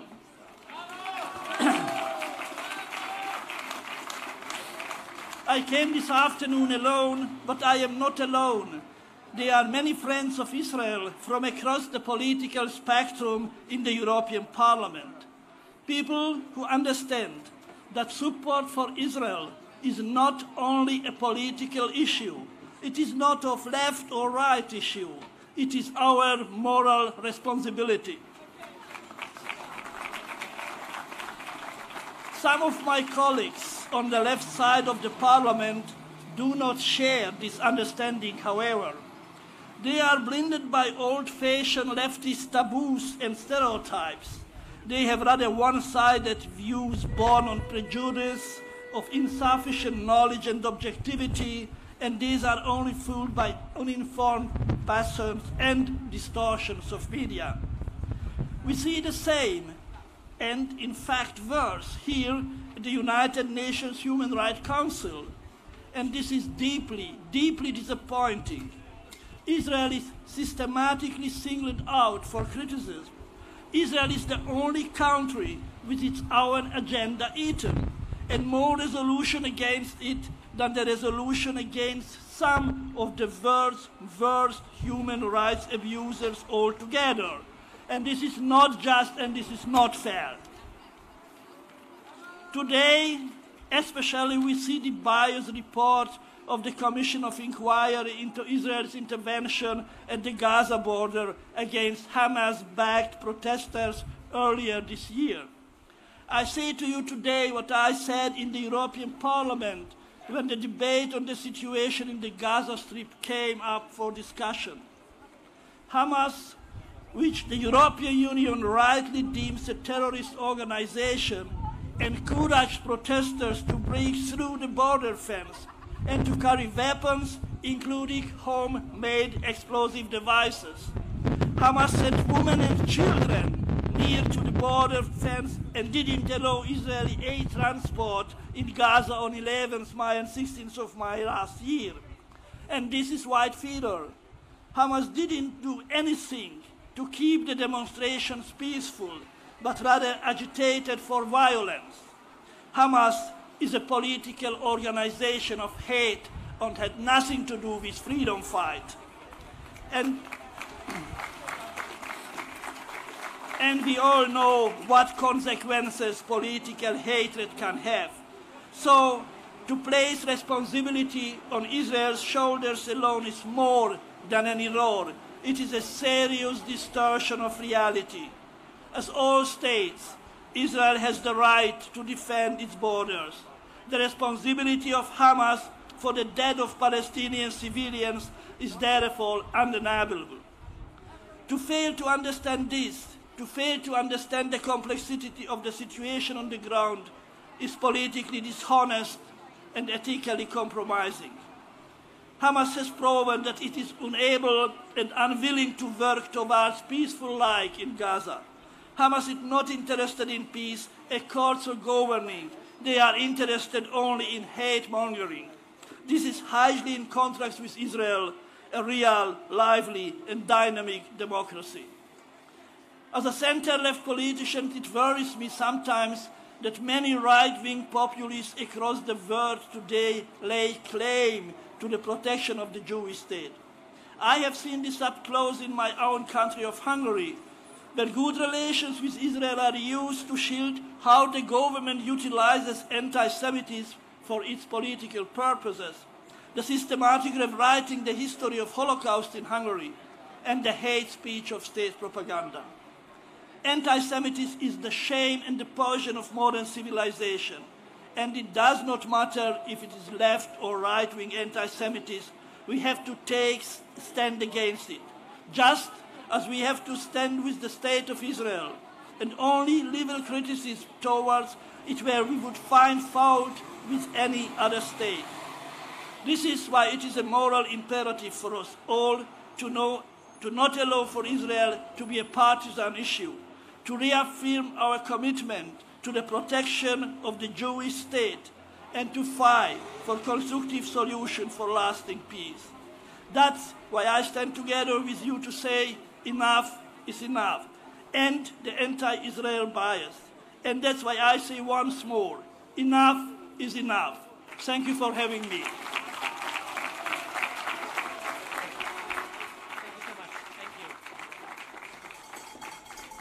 Thank you. We need Emberi Yogok. We need human rights.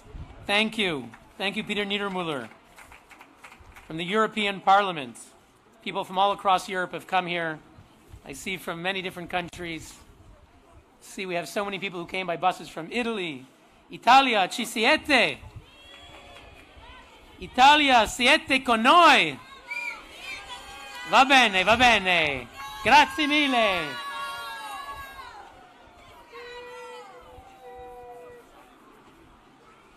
I want to introduce our next speaker.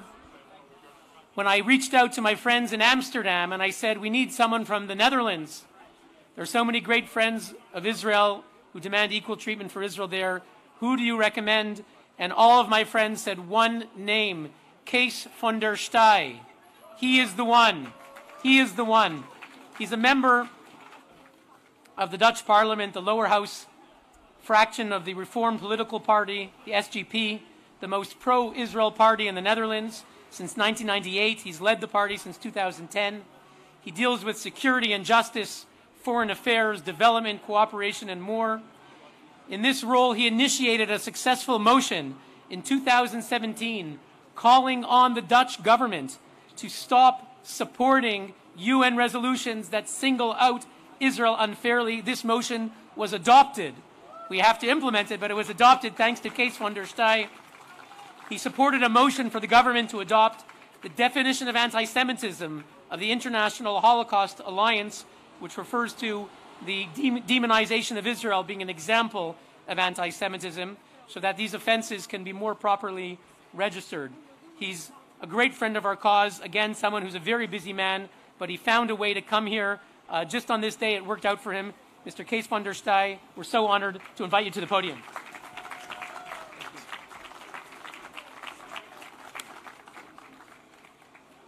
Ladies and gentlemen, friends of Israel, I stand here with a heart full of compassion.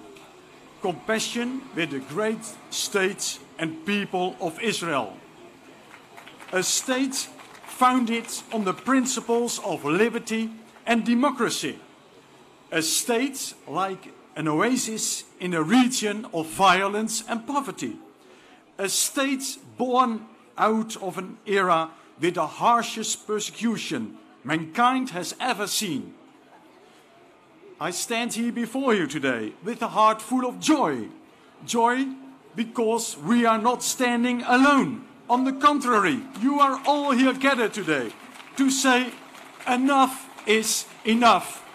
Israel, we stand with you. Israel, we have you back. And I stand here with a heart filled with determination. As a member of the Dutch Parliament, I'm determined to speak out for the sake of Israel. And you see the sun is shining already. We have done so in the past, and we will do so in the future. We will not be silent. Today, the international community must face the fact the poison of anti-Semitism is as active and effective as ever. The virus remains widespread across our continent. Just a week ago, our national broadcast station reported the rise of anti-Semitism in the Netherlands. And what this means is best expressed by quoting one victim. We have to hide our Jewish identity. Think about it for a moment. Going into hiding. We have seen that before. And it's happening again today. Even though in Europe we said never again. Last week I spoke with a young lady from the Dutch city Almere. And she told me that her father had said to her that's better to hide her necklace with the Star of David. The reason? Young immigrant children on the streets shouted that there had been a mistake in the past. Not her whole family had been murdered during the Second World War. It's terrible. It's heartbreaking. That's the situation of rising anti-Semitism. friends of Israel, in an environment where Jews have to hide their identity and many still believe anti-Semitic conspiracy theories. In such a climate of distrust, hatred and insecurity, we should be more than careful when judging Israel. We should be balanced, thorough and truth-seeking. But in reality, the UN don't act on this way. On the contrary, Israel remains the main target of one-sided resolutions of UN bodies like the Human Rights Committee. It's nothing less than an obsession, in particular of Islamic countries in the Middle East. It's nothing less than an unacceptable encouragement of anti-Semitism. And this is what the UN Watch rightly points out, and let's applaud them for that. This is the reason why my party has in recent years proposed a parliamentary motion urging our government to combat the disproportional targeting of Israel within UN bodies. And thankfully, our motion was adopted. Now it's needed to put it into practice. And our goal is a full stop of the disproportional targeting of Israel. And if the Netherlands take this step, we won't be alone. Some states went before us, and more countries will hopefully follow, until we end this injustice together. Until we end this injustice together. It's a shame that there is a permanent agenda item 7 about only Israel. It's a shame. And let me today make here in Geneva a concrete proposal for all the countries that are represented today. Ask your governments, ask your politicians, that as long as there is a specific item placed on the agenda of this Human Rights Council only about Israel, to vote against all resolution on this agenda item. Friends of Israel, in our present-day political and cultural climates, in which anti-Semitism and hatred against Israel are thriving, let's continue to show our love and compassion with Israel. Let's have joy about this massive show of support for Israel here today in Geneva. And let's stay determined to make a change for the better. And let's always keep praying for the peace of Jerusalem. Thank you.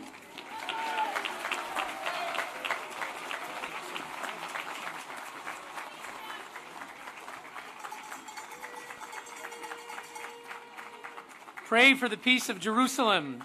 I wish that the United Nations would heed those words and would contribute to pursuing peace instead of to contributing to polarization and enmity. Thank you, Kees van der Staaij, for your inspiring words and for your moral courage in the Netherlands speaking out for Israel's equal rights and for human rights for all. The speakers you've heard now from the European Parliament, Mr. Peter Niedermüller and Jan Bartoszek from the Czech Parliament, and Kees van der Staaij from the Dutch Parliament, they are speaking in the name of the true principles of the United Nations Charter, in the name of the true principles of universal human rights. And sadly, what is happening inside there, where the member states are not promoters and protectors of human rights as is required in the founding resolution of the Council, Resolution 60/251, which said that only countries that have a high record should be elected as members. Instead, we have members like China, Cuba, Saudi Arabia, Eritrea, Venezuela for 6 years was a member, Egypt, Iraq, Qatar, Bahrain, the list goes on, Pakistan, where a Christian mother of 5, Asia Bibi, was on death row for blasphemy. She was finally acquitted after years, but they won't let her leave the country. And Pakistan today is the one that is introducing all of the declarations, and this week introducing all of the resolutions against Israel. How absurd. Now, ladies and gentlemen, I now have the privilege to begin to introduce some of our partners today, other activists, one of the great activists on social media. He's an international human rights lawyer, Arsen Ostrovsky. When I asked him to be one of our partners and support this event, he was there immediately. He said, Hineni, he's the executive director of the Israeli Jewish Congress, someone who's recognized as one of the great warriors on Twitter for equal rights for Israel. With no further ado, I bring to you Arsen Ostrovsky.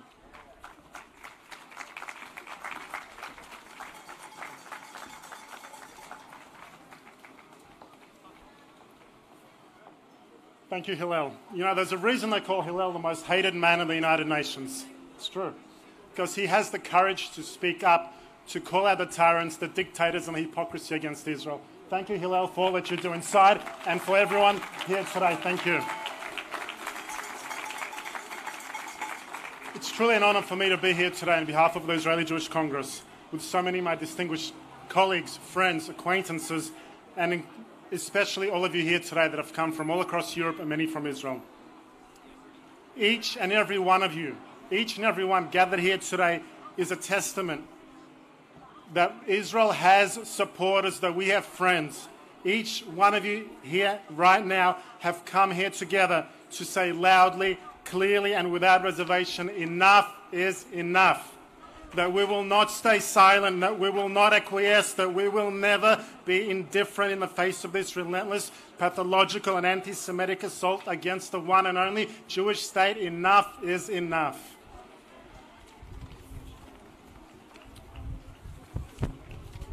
I've come here today from Israel, from my hometown, Tel Aviv.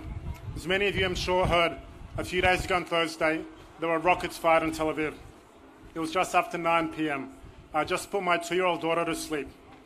My wife had gone out. I heard, as many I'm sure you here have as well, the piercing sound of the Tzeva Dom, the red alert. I have 15, maybe 30 seconds to find shelter, and we live in an upper floor. I don't know if there's a rocket coming. There is no time to wake your child and to reach a safe space. What do? I ask the member nations of the Human Rights Council, what would they do? But you know what? I'm not the only one faced with that life and death situation on a daily basis, as many of our fellow citizens in the south of Israel are. For hundreds and thousands of Israelis, this is an almost daily reality. Just yesterday, 19-year-old Israeli Gal Kaidan was murdered by Palestinian terrorists outside Ariel. After he stabbed Gal, he then stole his gun, hijacked the vehicle before shooting a group of people. Earlier today, one of the victims passed away, Rabbi Ehud Ettinger. He was a father of 12. There were 2 victims from that attack. The terrorists that killed them will now almost certainly receive a pension for life from the Palestinian Authority. But you know what Hamas did in Gaza after? They handed out candy and sweets in celebration. Imagine for a second if someone did that after the New Zealand massacre a few days ago. Imagine the outrage over this vile, evil act. Gal was barely a teenager. Rabbi Ettinger was a father of 12.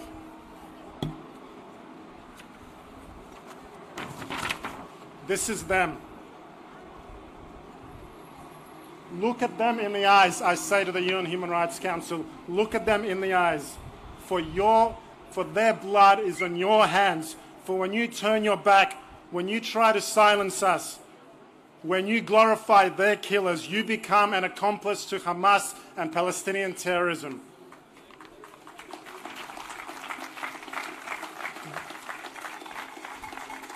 This council, whose very mission is supposed to be the promotion and protection of all human rights around the world, does not care about people like Gal or Rabbi Ettinger.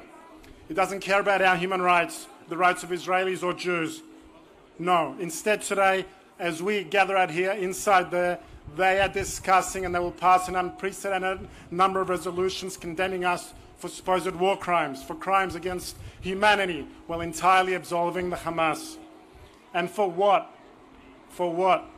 For having the audacity to defend ourselves against this vicious, genocidal, terrorist organization that orchestrated these violent riots, that scorched our land, and most sickeningly of all, sends their children to the front lines as human shields as cover for their own terrorist acts.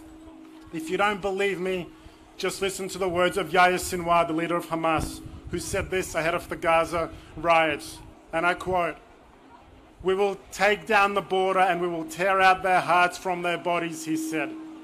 Only in a perverse Orwellian world of these United Nations is that considered a peaceful protester. When the US withdrew from the Human Rights Council last year, Nikki Haley said it had become a cesspool of political bias. And you know what? She was right. How else would you describe the absurdity where inside this council today they're discussing not human rights abuses in Iran, Syria, Saudi Arabia, China, Cuba, Turkey, or Venezuela. No, no, no. Heaven forbid. But Israel. Or where the council devotes a permanent agenda item, this insidious item 7, solely to the Jewish state, and then a mere other item to the rest of the world combined. Or the peak of absurdity where this council has condemned Israel, a shining beacon of freedom, democracy, human rights and liberty more times than the entire world put together. Well, if it looks like a duck, walks like a duck, and quacks like a duck, then yeah, it's probably anti-Semitic. You know, this council was created in the wake of the discredited predecessor Human Rights Commission. It was meant to usher in the dawn of a new era, where the persecuted would finally have a voice and the persecutors shunned, denied their impunity and finally held to account. But 13 years later, what has happened of it? It has become a miserable failure, foregoing even the smallest of pretext of acting as an objective guardian of human rights or upholding its own values. Instead, this gang of terrorists, tyrants, dictators and murderers continues to make a complete mockery of democracies while shielding each other and denying justice to their victims. We have come here today together, all of us, to say that we will not stand by as the state of Israel is repeatedly and relentlessly singled out, while those who seek our destruction are absolved of responsibility and rewarded for their actions. We will never apologize for defending our borders, our children, our people. And because those of us here today care about basic human rights, equal rights, decency and democracy, we will demand enough is enough. I will conclude with just these words. In 2 days' time, the Jewish people will be celebrating the joyous holiday of Purim, where we celebrate our survival from annihilation and submission by the evil ruler Haman. Well, today, this very council behind us might be the modern-day Haman, but we have regained our voice, our sovereignty and our independence, and we shall never submit, we shall never stay silent, and we will always speak out for the one and only Jewish state. Enough is enough. Thank you.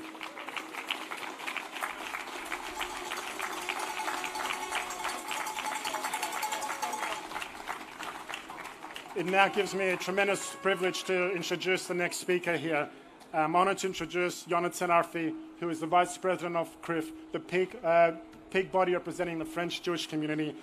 Jonathan and CRIF are incredible supporters of Israel, of all of us here today. They're fighting a tough battle. They're doing a fantastic job. They've done incredible to bring many people here today to show their support for Israel. And we're honored to have you speak next. Thank you.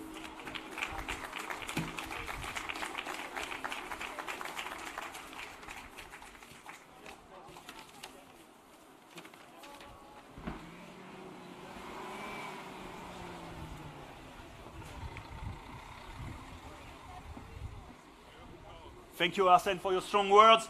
Je vais m'exprimer en français puisque je crois qu'il y a un certain nombre de francophones parmi vous.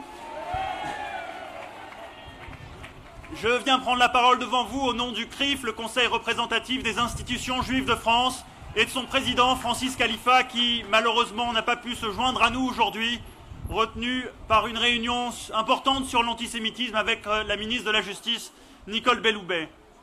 Je viens, au nom de la deuxième communauté juive de diaspora, dire à nos amis israéliens que nous ne laisserons pas faire l'injustice et la discrimination contre Israël et contre le seul État d'Israël ici aux Nations Unies. Je viens leur dire également que nous ne laisserons pas faire, même si certains disent que la violence des mots et la violence du droit seraient au fond moins graves que la violence des armes. Non, la violence du droit et des mots est tout aussi grave que celle des armes, parce qu'elle légitime le passage à l'acte. Nous le savons, le terrorisme se nourrit d'une légitimation idéologique qui commence aussi par le droit, aussi par les mots, et notre responsabilité, c'est de le dire et de le dénoncer aujourd'hui, ici, devant l'ONU. Je veux également dire que si nous sommes là, c'est également en tant que juifs, parce que nous savons que chaque fois qu'Israël est visé, le cœur des juifs du monde entier pleure. Nous le savons parce que nous ressentons que lorsqu'Israël est ainsi menacé, c'est bien Israël en tant qu'État juif qui est visé, c'est bien sa spécificité juive qui, au fond, motive les agressions dont il est victime. Alors, à chaque fois qu'Israël sera menacé, nous, juifs de diaspora, serons évidemment à ses côtés dans ces moments-là. Je veux également vous dire qu'il est important pour nous, juifs vivant dans des pays libres, de prendre la parole au nom de notre identité juive, mais aussi au nom de notre engagement citoyen dans chacun des pays où nous vivons. Je veux convoquer ici avec nous une figure, celle de René Cassin. René Cassin, un illustre juif français qui participa à la rédaction de la Déclaration universelle des droits de l'homme avec Eleanor Roosevelt à ses côtés, qui présidait ce comité. Eh bien, qu'aurait pensé René Cassin en voyant aujourd'hui ainsi dévoyer les principes qu'il avait érigés au sein de la Déclaration universelle des droits de l'homme? Qu'aurait-il pensé en voyant ainsi Israël malmené, discriminé? Qu'aurait-il pensé en voyant aussi le silence des nations? Parce que c'est bien cela que notre responsabilité nous appelle à relever. Elie Wiesel disait que la neutralité soutient toujours l'oppresseur face à l'opprimé, qu'elle soutient toujours le persécuteur face au persécuté. Eh bien, notre responsabilité dans les pays où nous vivons, c'est d'indiquer à nos gouvernements qu'il n'y a pas de neutralité possible dans ce qui se passe ici, qu'il n'y a pas de possibilité pour eux d'éviter de prendre position pour la justice, au nom de la justice universelle, au nom des droits de l'homme, pour que soit restaurée la dignité de cette instance. Alors, au nom du CRIF, je voulais partager simplement avec vous ces quelques principes dans notre action. Vous rappelez qu'au quotidien, nous œuvrons en France, au sein de la communauté juive et évidemment auprès des pouvoirs publics et au sein de la société française, pour que nos engagements et nos valeurs soient partagés par le plus grand nombre, parce que nous avons un sentiment profond, c'est que ce qui menace Israël et les Juifs menace le monde libre dans son ensemble. C'est, je crois, le message à garder en tête et que nous devons tous partager les uns et les autres. Merci à vous.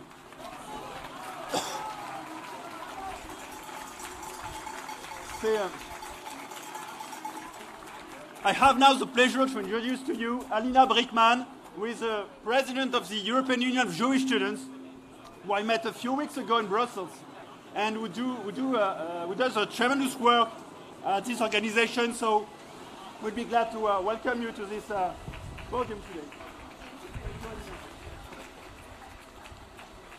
Good afternoon. I'm gonna switch back to English. I'm sorry for that. It's a big pleasure to be here. Hello to everyone, but especially hello to all the young people who are here today.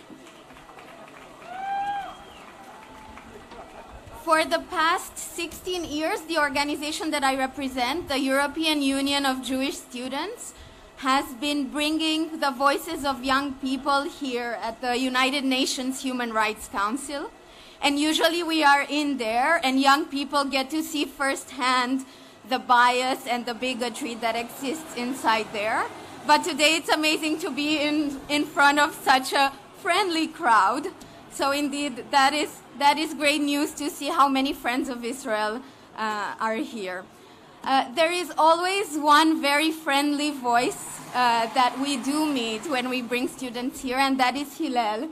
So thank you very much for always meeting young people, always elevating the voices of young people, and also doing that today, bringing me here to speak to you. Before I speak about today, I want to invite you to take a mental journey with me and to imagine that we are in 2001. In 2001, a UJS delegation was on its way to the UN Durban Conference Against Racism in South Africa. It was one of the first interactions of EUJS with the United Nations. And the students were super excited. They were going to this enormous conference that was dedicated to human rights, that was dedicated to the fight against racism, and these were values that they cared about deeply and that EUJS cared about deeply. But their expectation was quickly shattered. And I want to read to you a little bit from the memories that former EUJS chair Joël Fils shared about that trip. The conference started with sharp criticism of Israel. On the second day, Israel was criminalized and relegated to the bottom of the moral ladder. NGO delegates from all around the world began to say, in Jerusalem, Israeli leaders have built the foundations of a racist regime. We should do something about it. And on the third day, Jews of the entire world had become accomplices to this evil regime. This is exactly the distorted and dangerous dynamics that the UN Human Rights Council endorses every day and especially today. Just in the past month, Jewish students in the United Kingdom were repeatedly confronted on different campuses around the country with self-proclaimed anti-racists who were not willing to allow them to define their own oppression. The experiences of anti-Semitism coming from anti-Israel prejudice were considered illegitimate, and Jewish students were harassed and they were threatened and they were told, you have to retrieve your emotions, you have to get out of here. In France, the chilling escalation of anti-Semitism were accompanied by chants like, go back to Tel Aviv. In Brussels, the trial of the terrorists of the Jewish Museum was seasoned with conspiracy theories about Mossad intervention. These are distorted and dangerous narratives that the United Nations Human Rights Council allows, and much more than that, promotes and legitimizes purposefully every day, and today especially, by exercising double standards against Israel. Jewish students across Europe engage in fruitful and vigorous discussions about their Zionism, about Israel, about the relationship between Israel and the diaspora. And they hold diverse views. Often they disagree on a lot of issues. But they do agree on one thing, that they have a responsibility to advance peace. And this is the simple standard that we hold the Human Rights Council to, that it should try to advance peace. It is this standard that the Council theoretically holds itself to, but it transgresses every day with its bias, with every item 7, when it singles out Israel as the only country of all the countries in the world. And it does so even more today. By only concentrating on Israel, the Human Rights Council delegitimizes itself as an international forum, as authoritarian regimes deflect from criticism of their own human rights record. The Jewish students who protested injustices at the Durban conference continued to do so. In 2009, as the Iranian President Mahmoud Ahmadinejad was here at the United Nations Human Rights Council saying that the Holocaust is an ambiguous and dubious question and only a pretext for aggressions against Palestinians, Jewish students protested. Jewish students protest every item 7 that comes out again and again to single out Israel, and Jewish students are protesting today. As so many of you are gathered here to say enough is enough, we are collectively reaffirming the fact that we must always call out injustice. We must always fight, we must not be discouraged, and we must believe in the fact that truth must eventually prevail. We must be firm in our conviction that no lasting and peaceful and just solution will ever come about without it. That is why today we are saying enough is enough.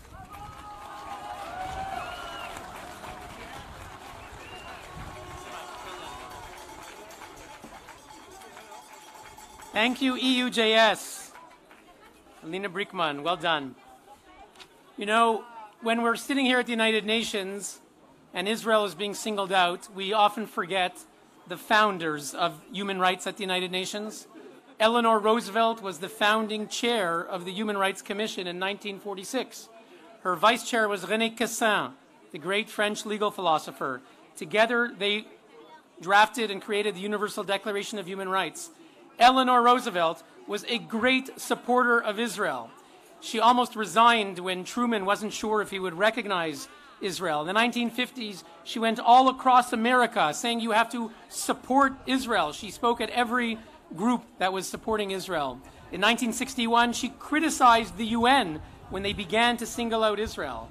Eleanor Roosevelt. René Cassin, also, in 1967, dans la guerre de 6 jours, in the Six-Day War, he was writing articles in Le Monde defending Israel's right under international law to defend itself. In 1968, when the Tehran Conference on Human Rights singled out Israel, René Cassin walked out. These are the founders of human rights, not Saudi Arabia and China and Cuba, who sit here today. And you know, right up the street, we have to remember who the founders of human rights are. Right up the street is the Red Cross, the Croix Rouge. And the founder of the Red Cross, of course, is Henri Dunant. Henri Dunant. But many people in Geneva, in the world, don't remember that Henri Dunant was one of the original Zionists in the 19th century, 10, 20, 30 years before Herzl. He was writing letters in the Jewish Chronicle in London saying the Jews need to go back to the Promised Land. And he was trying to organize people to do so. When Herzl had his first Zionist Congress in 1897, Henri Dunant sent him a special letter of support, was a great early Christian Zionist. People forget that. But one man does not forget that. His name is Thomas Sandel. A few years ago in Geneva, he held an historic memorial for Henri Dunant in the City Hall in one of the beautiful rooms in the old city of Geneva. Thomas Sandel is someone who's the head of the European Coalition for Israel. He's a great supporter of the Jewish state and its equal rights here in Europe. I met him at the United Nations many years ago. He's been in the trenches ever since, reminding us again what the true principles of humanitarian law and human rights law really are. Thomas Sandel.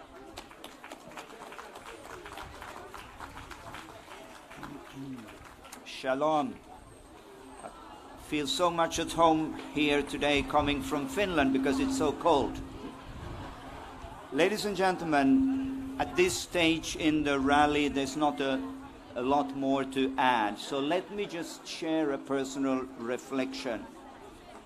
I was here inside the United Nations some 10 years ago attending Agenda Item 7 debate on the in the Human Rights Council, where nations after nation stood up demonizing, accusing Israel. Let me tell you, it was a bizarre experience. As I was together with a German friend, he suddenly turned to me and he said, "This is the first time ever that I have a sense of what it must have felt like living in Germany in the 1930s. With a conference room full of intelligent people making the most amazing accusations, accusing the Jewish people for all the problems in the world.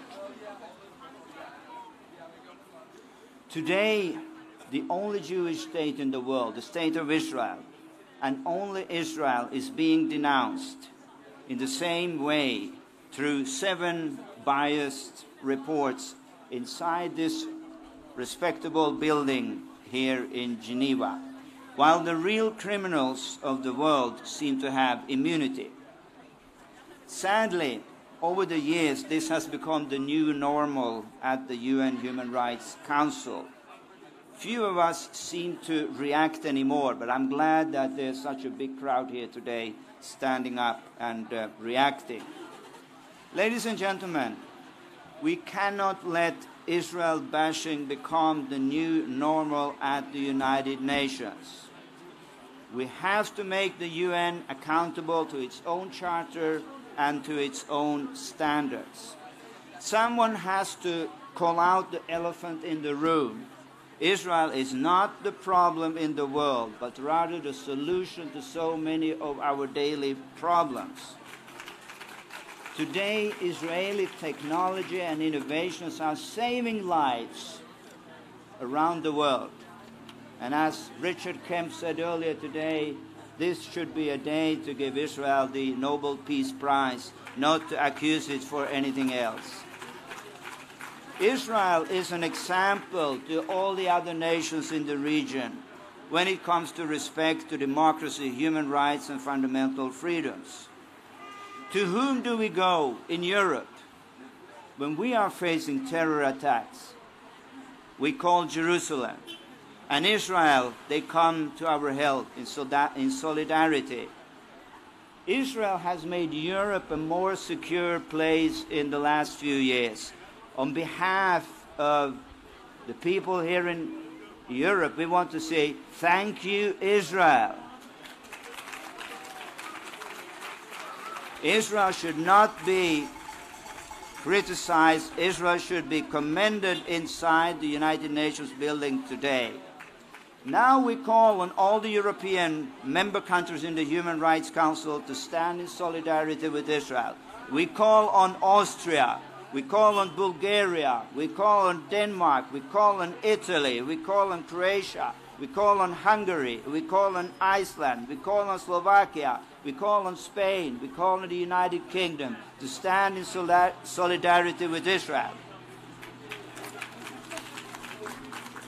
We cannot rush to Israel when we face our own terror attacks and then the next day single them out here at the Human Rights Council, when they themselves defend the civilian population against terror attacks from groups like Hamas and Islamic Jihad.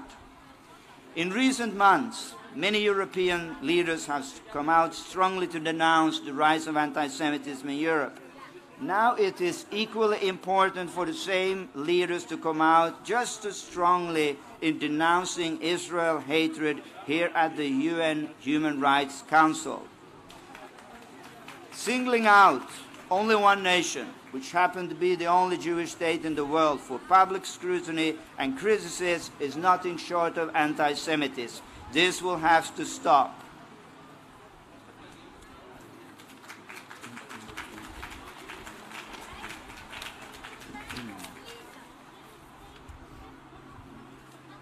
The United Nations need a coherent strategy against anti-Semitism, which includes equal rights for the people of Israel. It is time for the UN Human Rights Council to stop encouraging terrorists and instead support peace, democracy, and human rights. We have gathered here today in Geneva from many nations, myself coming all the way from Helsinki, Finland, to say one thing and one thing only. Let it be said loud and clear, enough is enough. The time has come to say no to anti-Semitism. The time has come to renounce Israel bashing at the United Nations. The time has come to delete agenda item number 7 at the UN Human Rights Council. Thank you.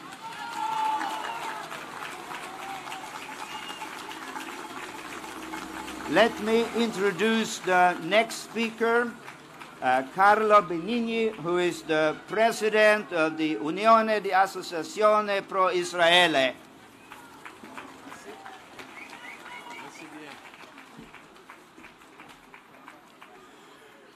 Bonjour à tout le monde. Tout a été dit dans ce grand événement européen. J'ai l'honneur d'exprimer une voix d'Italie aux côtés de celle de nombreux pays, unis pour protester contre la décision inadmissible du Conseil des droits de l'homme des Nations Unies contre Israël, la seule démocratie au Moyen-Orient. Au sein des Nations Unies et des organisations associées, slogans, distorsions, préjugés et manipulations ont pris la place de la vérité en ce qui concerne le Moyen-Orient et les droits de l'homme. Ignorance et falsification, ce sont les deux pôles de l'attitude négative à l'égard d'Israël. Ceci est d'autant plus grave qu'une reprise de l'antisémitisme et en général de l'intolérance a lieu dans le monde entier. Il existe aujourd'hui des dictatures, des gouvernements souverainistes, vous avez raison, Monsieur Philippe Val, des démocraties autoritaires qui, pour cacher leurs échecs, dirigent l'opinion publique contre des prétendus ennemis internes et externes, y compris bien souvent Israël, y compris peut-être au futur les Juifs en tant que tels. La chronique de ces dernières années aux États-Unis comme en Europe, pour se taire au sujet du Moyen-Orient, enregistre des initiatives violentes contre les communautés juives et contre les Juifs. Il y a d'autres raisons de préoccupation. L'antisémitisme explicite du leader travailliste britannique Jeremy Corbyn,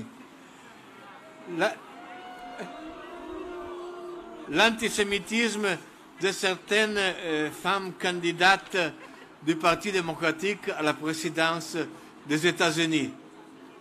Même en Italie, malheureusement, la situation va se dégrader.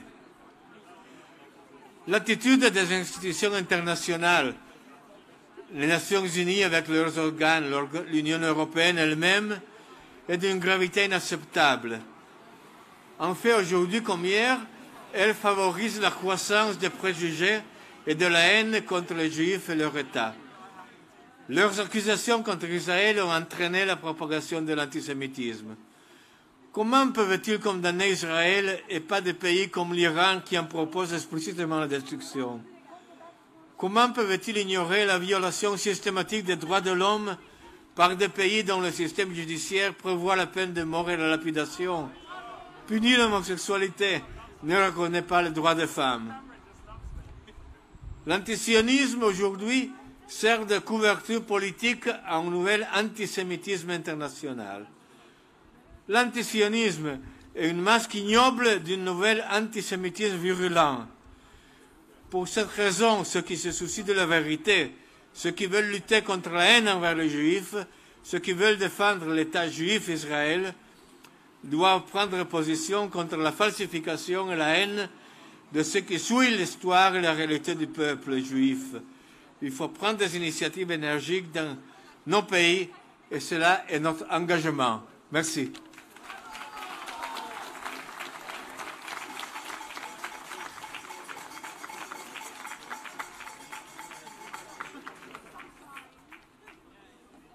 Hillel est retourné au Conseil des droits de l'homme pour défendre notre cause. C'est donc à moi que revient le plaisir d'accueillir pour la deuxième fois Hagit Yasso. J'invite les étudiants à la rejoindre sur scène. Et je vous invite à tous chanter avec elle.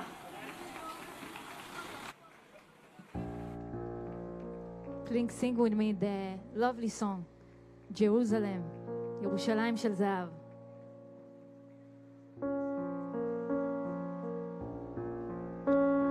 אוויר הרים צלול כיין וריח אורני נישא ברוח ארבעים עם כל פעמונים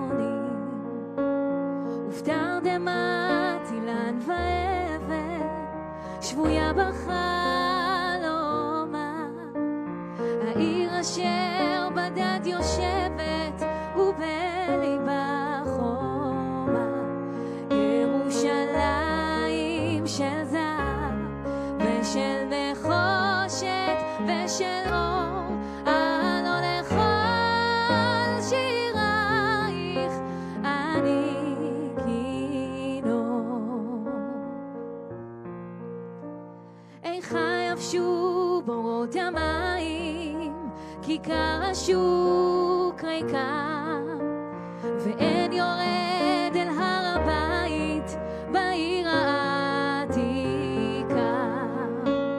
ובמרות אשר בסלע מייללות רוחות ואין יורד אל ים המלח בדרך יריחו ירושלים של זהב ושל נחושת ושל אור הלא לכל שירייך אני כינור ירושלים של זהב ושל נחושת ושל אור הלא לכל אני כינור, כי שמך צורב את השפתיים כנשיקה צרה. אם אשכחך ירושלים אשר כולה זהב, ירושלים של זהב ושל נחושת ושל אור, עלו לכל שירייך אני כינור, ירושלים של זהב ושל נחושת ושל אור, עלו לכל שירייך אני כינור,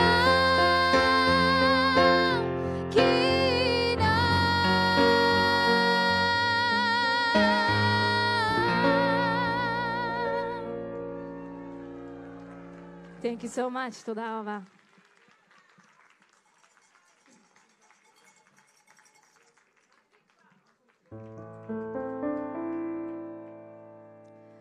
כל עוד בלבב פנימה נפש יהודי הומיה ולפתי מזרח קדימה עין לציון צופיה. עוד לא אבדה תקוותנו, התקווה בת שנות 2000 להיות עם חופשי בארצנו, ארץ ציון וירושלים. להיות עם חופשי בארצנו, ארץ ציון וירושלים.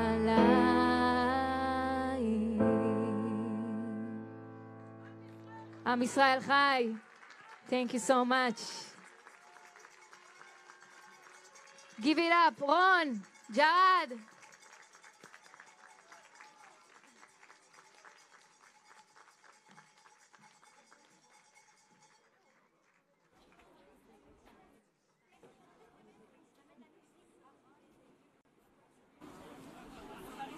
Notre manifestation est maintenant terminée. Au nom de UN Watch, je remercie tous ceux sans qui cette manifestation n'aurait pas été possible. Nos partenaires, les bénévoles, le service de sécurité, nos collègues Aileen Absalem et Lili Dardashiti qui ont travaillé nuit et jour, et bien sûr Hillel Neuer. Et surtout, un grand merci à vous tous.